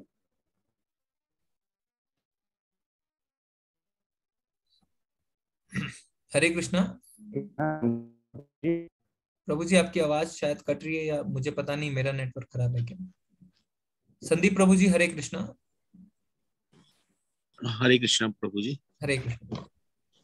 तो मेरा भी प्रश्न सेम ही था कि जैसे आपने बताया कि हमें खुद एनालाइज करना है कि हम किस कैटेगरी में हैं रजोगुण में, कि हम मोस्टली जैसे हम लोग सुबह, मैं अपना रूटीन जैसे देखता हूँ तो मैं 6 साढ़े 6 बजे उठ के वॉक पर भी चले जाते हैं, फिर थोड़ा फ्रेश होने के बाद हम थोड़ी पूजा पाठ भी करते हैं, और दिन में जो हम अपना काम कर रहे हैं बीच में हम काफी टाइम अपना सोशल मीडिया पे भी वेस्ट करते हैं। तो हम किस कैटेगरी में आएंगे, और ये यही कुछ प्रश्न था मेरा। जी प्रभु जी, नहीं ये प्रश्न सभी का रहता है। तो शुरू शुरू में हम मिश्रित रहते हैं, है ना, फिर धीरे धीरे जब हम भक्ति करते हैं तो हम अपने आप, आपको पता भी नहीं चलेगा जब आप देखेंगे कि 2 महीने पहले आपकी क्या आदतें थी और 2 महीने बाद आपकी क्या आदतें हैं। आपको कोई अलग से प्रयत्न नहीं करना पड़ेगा, आप अपने आप अपने जीवन में जो है वो सुधार देख पाएंगे प्रभु जी। आपका खुद का अंदर से इच्छा नहीं करेगी कि आप कोई भी तमोगुण के कार्य करें। ऐसा नहीं है कि आप जानबूझ के नहीं करेंगे, आप अपने आप उनसे दूर हो जाएंगे प्रभु जी। तो आप भक्ति शुरू करिए। इसीलिए कहते हैं कि माला, भगवान ने एक ही उपाय बताया, भगवान की भक्ति, भगवान की सेवा। तो सेवा की शुरुआत हम माला करके कर सकते हैं। तो जब हम धीरे धीरे माला करेंगे तो फिर हम आगे जब सेवा में बढ़ेंगे तो अपने आप जब पिछले अपने जीवन को देखेंगे कि 6 महीने पहले आपकी आदतें क्या थी, आज आपकी आदतें क्या है, तो आपको अपने आप दिखेगा कि कितना बदलाव आया है प्रभु जी। जी प्रभु जी धन्यवाद। हरे कृष्णा प्रभु जी। हरे कृष्णा। हरे कृष्ण। हरे कृष्णा राजकुमार स्वामी प्रभु जी प्लीज अनम्यूट कीजिए। हरे कृष्णा प्रभु जी। हरे कृष्णा राजकुमार प्रभु जी। हाँ प्रभु जी, आपने चर्चा की थी कि कई माता जी के ऊपर की रात को तमोगुण भारी हो जाता है, तो क्या आप बता पाएंगे कि 24 घंटे में कौन से टाइम तमोगुण होता है, रजोगुण हुई है, कौन कौन से टाइम होता है इसका हावी होने का? ऐसा कोई समय फिक्स नहीं है प्रभु जी। अभी जो कितने लोग तो दिन भर ही दारू पीते रहते हैं ना, पर ज्यादातर जो उदाहरण दिखा जाता है कि रात का जो समय होता है उसमें तमोगुण भारी रहता है। तो इसीलिए भक्त जो होते हैं वो रात को जल्दी सोना चाहते हैं। सवेरे ब्रह्म मुहूर्त रहता है जिसमें हम अपने आत्म साक्षात्कार के लिए जो है कार्य कर सकते हैं। और दिन भर लोग ज्यादातर भौतिक कार्यों में व्यस्त रहते हैं, है ना, क्योंकि जीवन यापन भी करना है, तो उस समय रजोगुण जो है वो प्रभावित रहता है। ये सामान्यता है प्रभु जी, बट ऐसा नहीं है, कोई भी समय कोई भी गुण आपके ऊपर लागू हो सकता है। जी प्रभु जी। जी प्रभु जी। हरे कृष्णा। हरे कृष्णा प्रभु जी। हरे कृष्णा प्रभु जी। एक माता जी ने पूछा है ब्रह्म मुहूर्त कितने बजे से शुरू होता है? ब्रह्म मुहूर्त माता जी उसको कहते हैं जो सूर्य उदय से ठीक पहले का समय होता है, उसे ब्रह्म मुहूर्त कहा जाता है। इसीलिए जो ब्रह्म मुहूर्त की आरती इस्कॉन में होती है वो सवेरे 4:30 बजे होती है माता जी। जी माता जी। जी हरे कृष्णा। हरे कृष्णा पवन कुमार प्रभु जी प्लीज अनम्यूट कीजिए।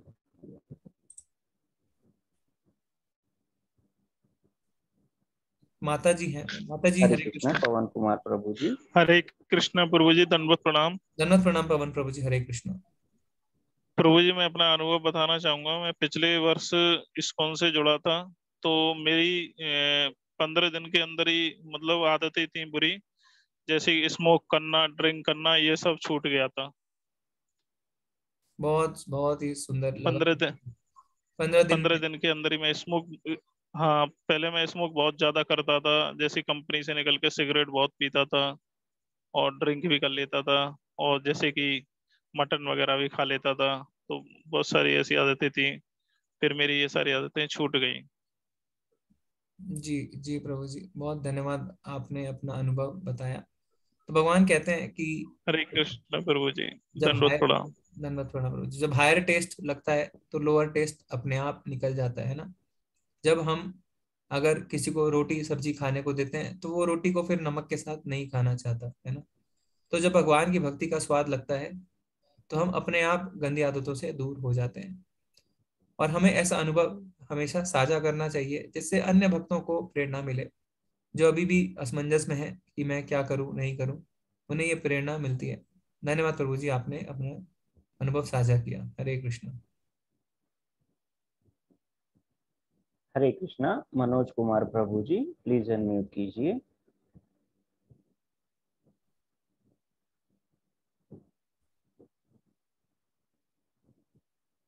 हरे कृष्णा प्रभु जी प्लीज अनम्यूट कीजिए। हरे कृष्णा। आशा माता जी प्लीज अनम्यूट कीजिए। हरे कृष्णा प्रभु जी। हरे कृष्ण। प्रभु जी, एक सवाल था कि आपने बताया था कि मतलब जैसे पार्वती माता हमें 3 ताप देती है, उसका क्या मतलब था? मतलब मैं समझी नहीं थी उस वक्त जी जी। वो क्या थे, वो नहीं, 3 ताप क्या होते हैं? दुर्गा जी के लिए हमने कहा था, जो दुर्गा माँ है माता जी, हाँ दुर्गा। वो जैसे हम हाँ पता हाँ। ये मृत्यु लोक जो है वो दुर्ग है ना। दुर्ग की जो रखवाली करती हैं वो दुर्गा माता करती हैं। तो दुर्गा माता को भी माया भी कहा जाता है। तो उनके जो त्रिशूल होते हैं उसमें आप देखेंगे 3 कोने होते हैं ना, 3 निकले हुए होते हैं त्रिशूल में। जी। तो वो 3 जो है वो 3 ताप को दर्शाते हैं, यानी आदि भौतिक ताप, आध्यात्मिक ताप और आदि दैविक ताप।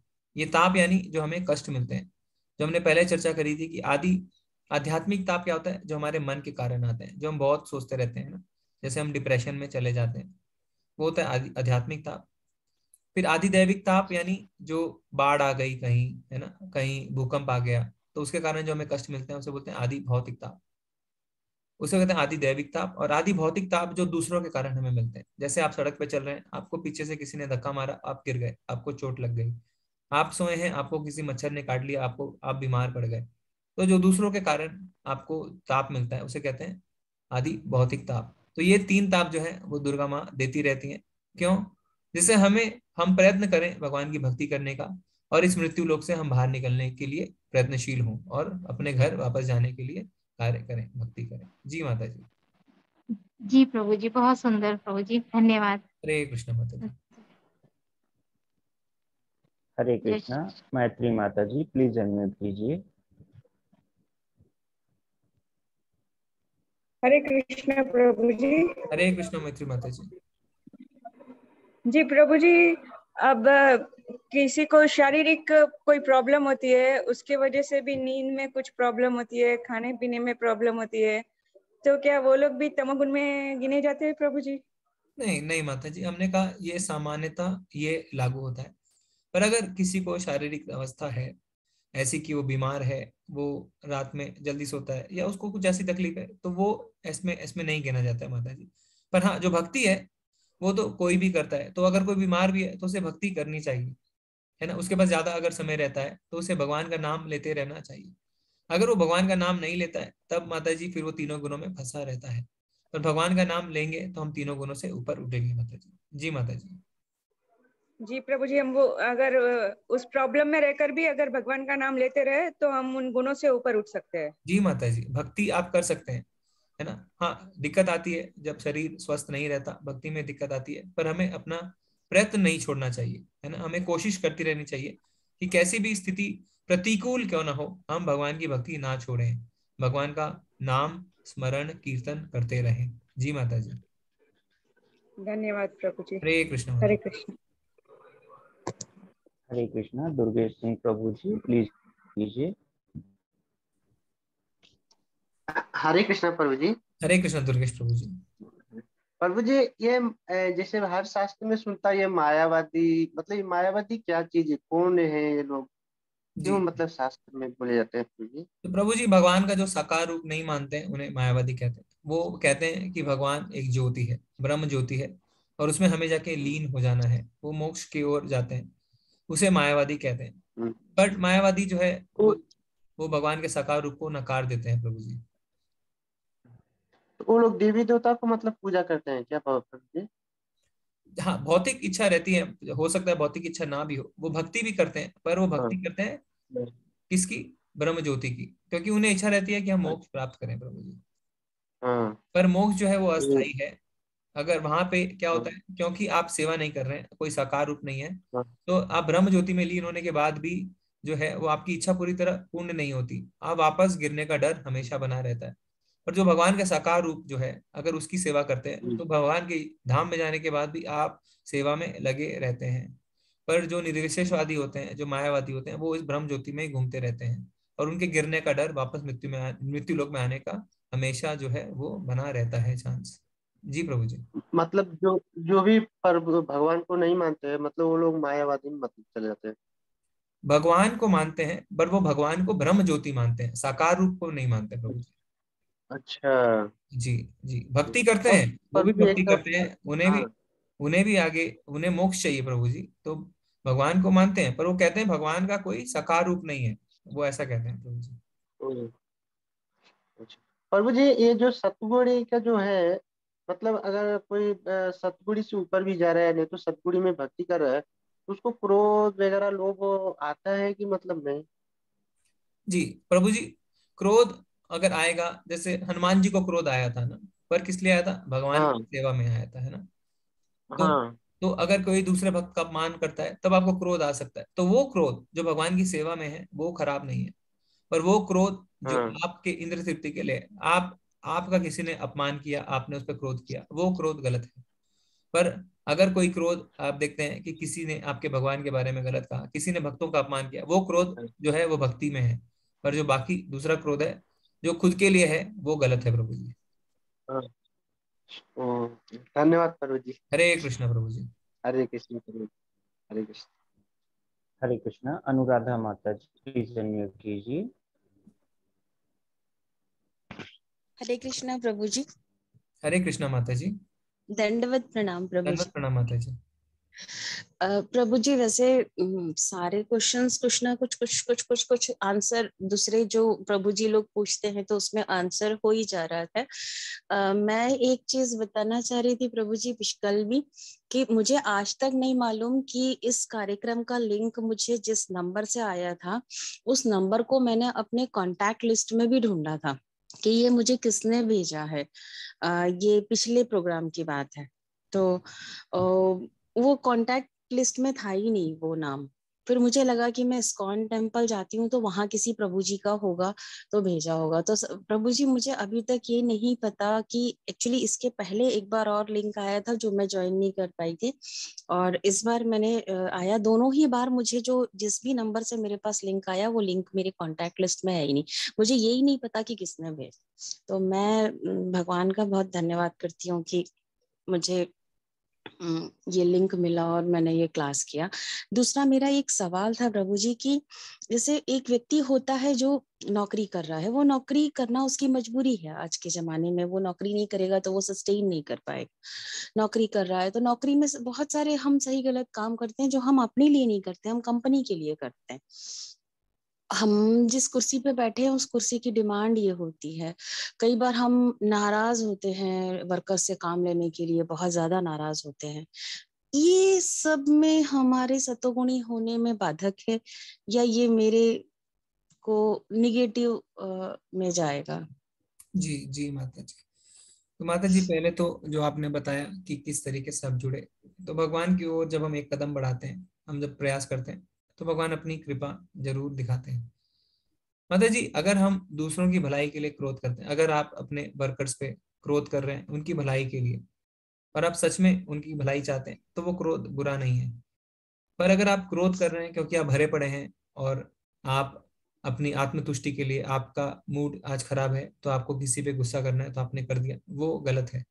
पर अगर आपके अंडर में कोई काम कर रहा है और वो ठीक से काम नहीं कर रहा है, या आप चाहते हैं कि अगर मैं आज थोड़ा गुस्सा करूंगी उसके ऊपर तो वो अल से अच्छा काम करेगा जो उसके लिए अच्छा है।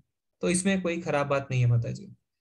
वो क्रोध जायज क्रोध है माता जी। जी, पर आत्मतुष्टि के लिए आपको सिर्फ जी अपनी भड़ास निकालनी है तो वो गलत है माता जी। जी प्रभु जी एक और सवाल ये था कि जैसे अभी हम जब से इस्कॉन के अमरेला के अंदर आए हैं तब ये समझ में आ रहा है कि श्री कृष्ण ही परब्रह्म है और वही एकमात्र परमात्मा है। तो प्रभु जी जो गायत्री उपासक होते हैं वहाँ उनका क्या, वो तो सिर्फ गायत्री देवी को भजते हैं, हम भी बहुत गायत्री मंत्र की उपासना करते हैं, तो इस पे थोड़ा सा प्रकाश डालेंगे। जी माता जी, गायत्री जो है वो गायत्री मंत्र आप अगर आप पढ़ेंगे उसके अर्थ में जाएंगे तो वो कोई गायत्री देवी अलग से ऐसे नहीं है, तो वो है जो ब्रह्मांड के लिए भगवान के लिए भी इस्तेमाल होता है। इस्कॉन में भी गायत्री दी जाती है, जब आगे आपको दीक्षा मिलती है तो गायत्री मंत्र इस्कॉन में भी दिया जाता है। जी माता जी। ओके, हरे कृष्णा प्रभु जी, हरे धन्यवाद। कृष्णा। साक्षी माता जी हरे कृष्णा, अनम्यूट करिए। हरे कृष्णा साक्षी माता जी, बोलिए। माता जी आपकी आवाज आ रही, आप सुन पा रहे हैं, आप बोल सकते हैं साक्षी माता जी। साक्षी अरोड़ा माता जी, ठीक है। हेमा माता जी हरे कृष्ण। अच्छा, एक मिनट। जी माता जी हरे हरे कृष्णा कृष्णा। हेमा साक्षी माता जी।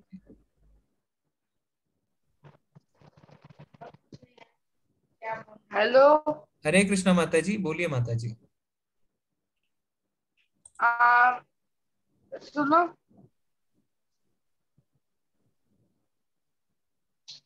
हेलो। जी माता जी आपकी आवाज आ रही है, बोलिए। जी माता जी आपकी आवाज आ रही है।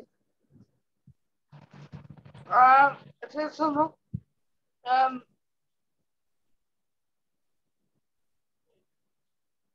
सुनो। जी माता जी, बोलिए माता जी।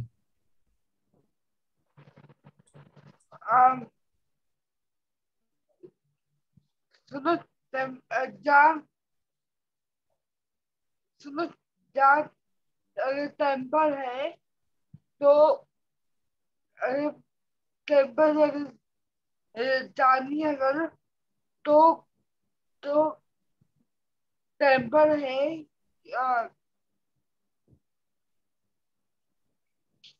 सुनो। जो जय कृष्णा जो है ना, जय श्री। हेलो। जी माता जी। जय कृष्णा जय श्री है ना, मैंने आपको मैसेज भेजिए चैट पे कि लोटेशन। हाँ। जी माता जी। तो इवन वो यूट्यूब का वीडियो भेज दो। जी जी प्रभु जी, मुझे लग रहा है माता जी को महामंत्र चाहिए, आप उन्हें भेज दीजिए महामंत्र हमारा। हरे कृष्ण कृष्ण कृष्ण हरे जी हरे, प्रभु जी। हरे राम राम राम हरे हरे। जी जी माता जी, धन्यवाद जी माता जी, प्रभु हम जी। आपको महामंत्र भेज देते हैं माता जी। प्रभु जी और मुझे ऐसा लग सुनो, रहा था कि शायद फोन नंबर भी भेज दो। जी जी माता जी। जी जी जी प्रभु जी। प्रभु जी नहीं, शायद वो फोन नंबर लोकेशन मांग भेज रहे दो। हैं। क्या मांग रहे हैं प्रभु जी? अभी जो फोन यात्रा नंबर होने भी वाली है भेज प्रभु दो। जी, जी तो माता जी। शायद उस टेम्पल का लोकेशन मांग रहे हैं माता जी। क्या मांग रहे हैं? टेम्पल का लोकेशन। ओ अच्छा, टेम्पल लोकेशन। ठीक है, आप व्हाट्सएप ग्रुप में प्रभु जी भेज दीजिए आप जी टेम्पल जी वो लोकेशन, जी जी और प्रभु जी। महामंत्र भी भेज दीजिए प्रभु जी। जी माता जी हम भेज रहे हैं। जी जी हरे कृष्ण। हेमा माता जी हरे कृष्ण। हरे कृष्णा प्रभु जी। हरे कृष्ण माता जी। मैं actually तो I've already been I think I've already shared my compliments for your session. Just excuse me for my language. मुझे हिंदी इंग्लिश दोनों भी उतनी परफेक्ट नहीं आती। No I'll problem. try to converse in both.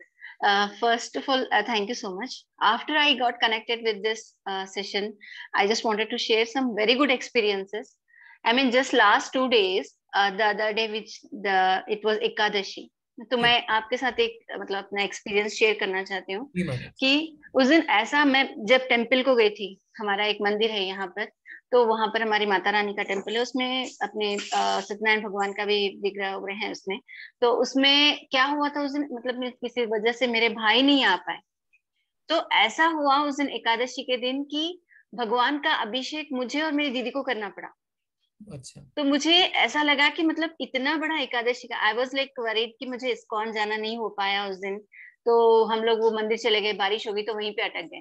पर ऐसा हुआ कि पूरा कोइंसिडेंस कि वहां पर जाके अपने हाथ से अभिषेक करने को मिला हमको, तो हमको ही करना पड़ा। इनफैक्ट भगवान ऐसा सिचुएशन क्रिएट कर दी। I felt like it was so blessed evening for me that I got an opportunity on that auspicious day. I could get an opportunity to do the abhishek.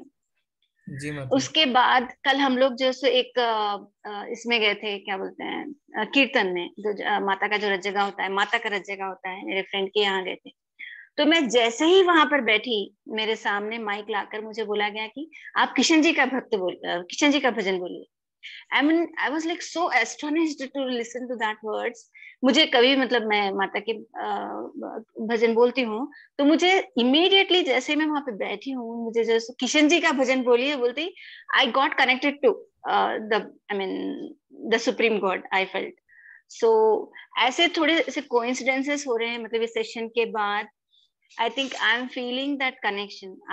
आपने जब वो मंगल आरती के लिए बोला है, तो मैंने 3 days फॉलो किया, फिर बाद में मैंने लाइव हैदराबाद का जो यूट्यूब पे है उसको ऑन कर रही हूँ, तो वो 3 दिन किया मैंने। तो उसके बाद मुझे मेरे बच्चे में भी थोड़ा डिफरेंस पढ़ाई की और खिंचाव थोड़ा वो भी समझ में आया, तो वो भी मुझे लगा है कि फिर मैंने सोचा कि चलो एटलीस्ट 10 तो मुझे मिनिमम अटेंड करना है। बिल्कुल मैंने 3 तो कंप्लीट किया है, because of like early morning के बाद फिर थोड़ा रेगुलर उसमें एक्टिविटीज में जाना है करके मैंने पूरा 3 days के बाद उतना रेगुलर मंगल आरती नहीं अटेंड की, 2 दिन से नहीं कर रही हूँ मतलब।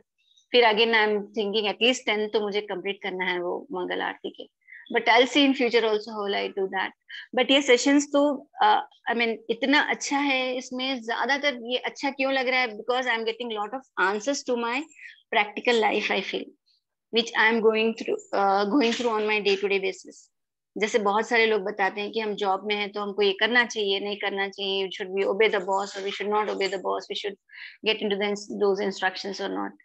अब ये जो मुझे अभी एक और I am trying to come out of one more thing. I am hopeful that like my God will definitely direct me to the right path. That is like I don't want to react if someone is I mean annoying me or something, especially in my family or something. I don't want to react, I want to respond, but that patience is not there. अभी मुझे वो patience पैदा करना है। I am hoping जितना मैं कीर्तन, मैंने आप जैसे आपने कहा कि जितनी मालाएं करूंगी, of course माला तो मैं नहीं खरीदी हूँ, but yeah I am doing with that like जो प्रभु जी का है 108 times, उसके 2 मालाएं कर रही हूँ उनके साथ। तो पहले बहुत स्लो होता था, अब तो अच्छा वो उसमें परफेक्शन आ गया है, 2 मालाएं कर रही हूँ। तो आई नीड दैट पेशेंस, जैसा आप जितना पेशेंस से बात करते हो, वो जो अपने आप जो रौनक आ जाती है अपने चेहरे में। आई एम थिंकिंग लाइक जितना मैं माला करूंगी, जितना भगवान का नाम जपूंगी, शायद I learn that. So that's all actually I just wanted to share. बहुत बहुत धन्यवाद माता जी, आपने बहुत ही अच्छा अनुभव, बहुत अच्छे तरीके से आपने प्रस्तुत किया अपने अनुभव को। तो ये भगवान की अहेतु की कृपा होती है। जब आपने बताया किस तरीके से आपको भगवान की सेवा मिली, तो जब आप भगवान की सेवा के इच्छुक होते हैं और पूरी श्रद्धा के साथ भगवान से प्रार्थना करते हैं कि हे भगवान आप मुझे अपने सेवा का मौका दीजिए, तो भगवान ऐसी परिस्थिति जरूर पैदा करते हैं कि जब आपको भगवान की सेवा का मौका मिलता है। और ये बहुत भक्तों के साथ ऐसा अनुभव होता है, और उस समय जो आपको आनंद की प्राप्ति होती है वही असली शाश्वत आनंद होता है। तो अब देखिए, एक छोटी सी इच्छा, एक छोटी सी सेवा से हमें इतनी खुशी मिलती है। तो जब हम धीरे धीरे भक्ति को दृढ़ता से, गंभीरता से अपनाते हैं, तो आप सोच के देखिए किस तरीके से ये भौतिक सुख सुविधा जिसके पीछे हम भागते रहते हैं, है ना, उससे हम क्षणिक आनंद प्राप्त करते हैं। पर ये जो छोटी छोटी जो भगवान की सेवाएं हमें मिलती हैं, उससे हमें कितना अच्छा लगता है। तो भक्ति हमें जरूर करनी चाहिए। हमें मनुष्य शरीर इसीलिए मिला है कि हम भक्ति करें। और माता जी ने कहा कि किस तरीके से सब कुछ उनके बच्चे भी पढ़ाई में आगे बढ़ रहे हैं। तो खाली 1-2 क्वालिटीज नहीं, भक्ति जब करते हैं तो सारे क्वालिटीज अपने आप आते हैं। तो भगवान कहते हैं कि भक्ति करो, बाकी सारे गुण अपने आप आ जाएंगे। एक एक करके हमें गुण लाने की आवश्यकता नहीं है, हमें भगवान की भक्ति करनी है। और सबसे अच्छा तरीका है भगवान की माला से शुरुआत करें। तो आप सब भी संकल्प ले सकते हैं कि कम से कम, और कुछ नहीं तो हम एक माला से शुरुआत करें। 6 से 7 मिनट लगते हैं। एक माला आप धीरे धीरे बढ़ा सकते हैं, पर एक माला से आपको खुद महीने भर में अपने अंदर बहुत सारी चेंजेस दिखेंगे। आपको अपने आप दिखेगा कि कैसे क्रोध कम हो गया, कैसे आप शांत हो गए, कैसे अब आप चीजों में कम रिएक्ट करते हैं। तो ये सब तो तुरंत तुरंत आपको दिखता है, और जैसे आप आगे बढ़ेंगे तो आपको बहुत अपने अंदर अच्छी अच्छी बातें नजर आएंगी। तो भक्ति को गंभीरता से लीजिए, एक माला का संकल्प लीजिए कि एक माला हम कम से कम जरूर करें। हरे कृष्णा। धन्यवाद माता जी। जी हरे कृष्णा। हरे कृष्णा। मनोज कुमार प्रभु जी प्लीज अनम्यूट कीजिए।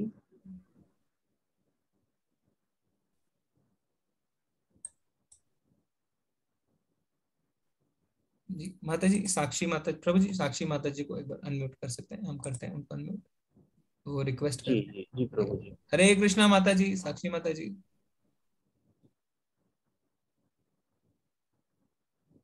साक्षी माता जी अनम्यूट करिए अपने आप को, अनम्यूट करिए। जी माता जी बोलिए। हरे कृष्णा माता जी बोलिए। जी माता जी हरे कृष्णा।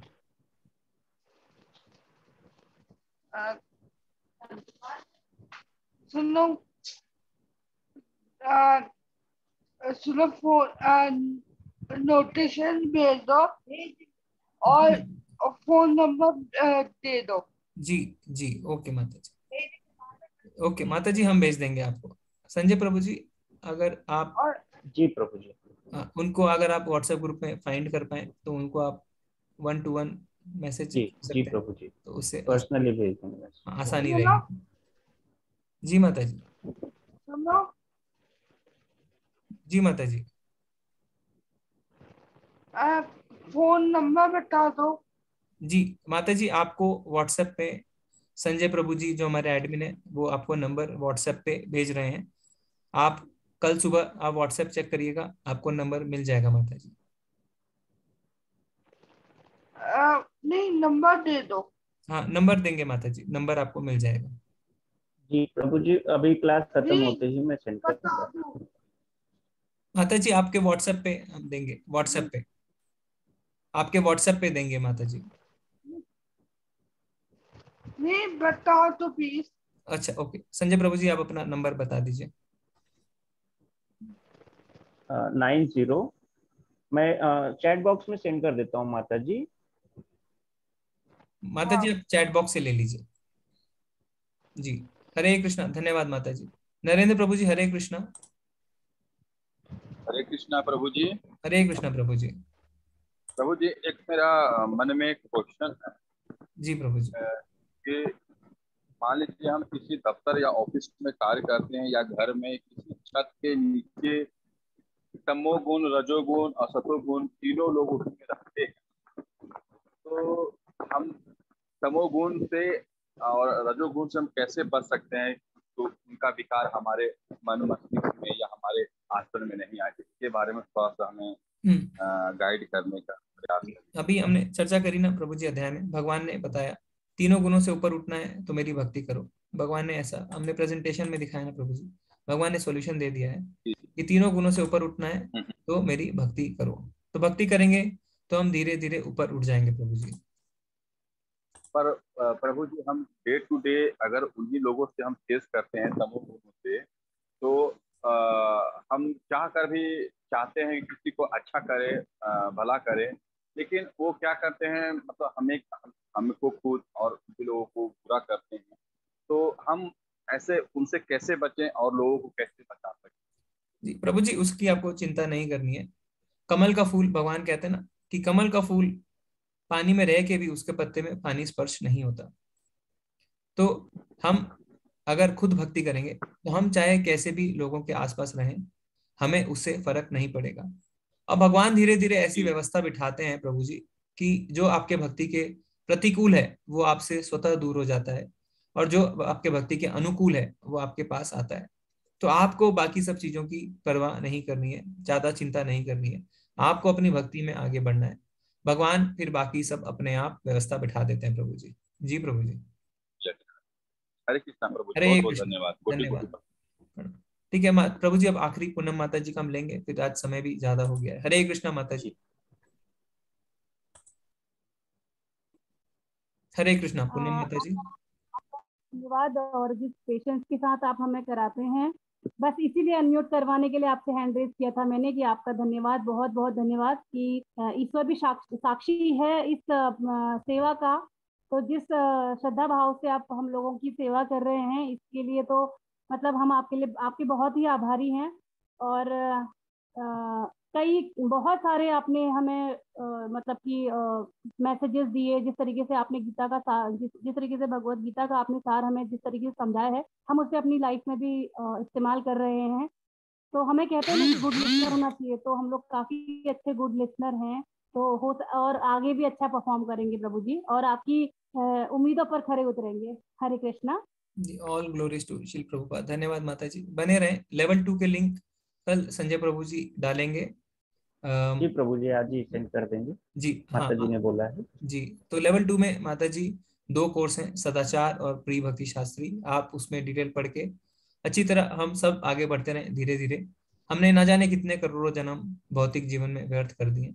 अब इस जन्म में अगर भगवान की कृपा से हमें भगवत गीता को सुनने को मिला, तो हमें इसे गंभीरता से लेके आगे बढ़ना चाहिए। तो मेरा आप सबसे अनुरोध है कि इस यात्रा को जारी रखें, लेवल 2 में ज्वाइन हो और धीरे धीरे भक्ति को आगे बढ़ाएं। इसमें खोने को कुछ भी नहीं है, खोने को कुछ भी नहीं है। जो होगा अच्छा होगा। और भगवान कहते हैं ना कि भक्ति में हम जितना आगे बढ़े, भले ही थोड़ा बढ़े, पर वो उसका श्रेय नहीं होता। अगर हम 1% भी भक्ति कंप्लीट करते हैं, तो अगले जन्म में हम 1% से ही शुरू करेंगे। पर जिस भौतिक चीज के पीछे हम भाग रहे हैं, अगर वो पूर्ण नहीं होगा, तो अगले जन्म में हमें उसे 0 से शुरू करना होगा। तो कल से आपको, आज से आपको आपके ग्रुपों में लेवल 2 का लिंक मिलना शुरू हो जाएगा। आप ज्वाइन करें, और अगर कोई तकलीफ आती है तो हमें कल बताएं कि अगर आप नहीं ज्वाइन कर पा रहे। प्रभु जी आज डाल देंगे, अभी रोज डालेंगे अगले 4-5 दिनों तक। तो आप ज्वाइन करें, कोई तकलीफ आएगी तो हम उसको आपको बताएंगे कैसे करना है। तो हम आज का सत्र यहीं खत्म करते हैं। आप सबका बहुत बहुत धन्यवाद, बने रहें। तो हम वैष्णव प्रणाम मंत्र करते हैं। वांछा कल्पतरुभ्यश्च कृपा सिंधुव एव च पतितनां पावनेभ्यो वैष्णवेभ्यो नमो नमः। अनंत कोटि वैष्णव वृंद की जय।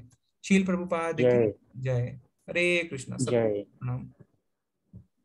हरे कृष्णा हरे प्रभु जी, कृष्णा। दंडवत प्रणाम सभी को। हरे कृष्णा।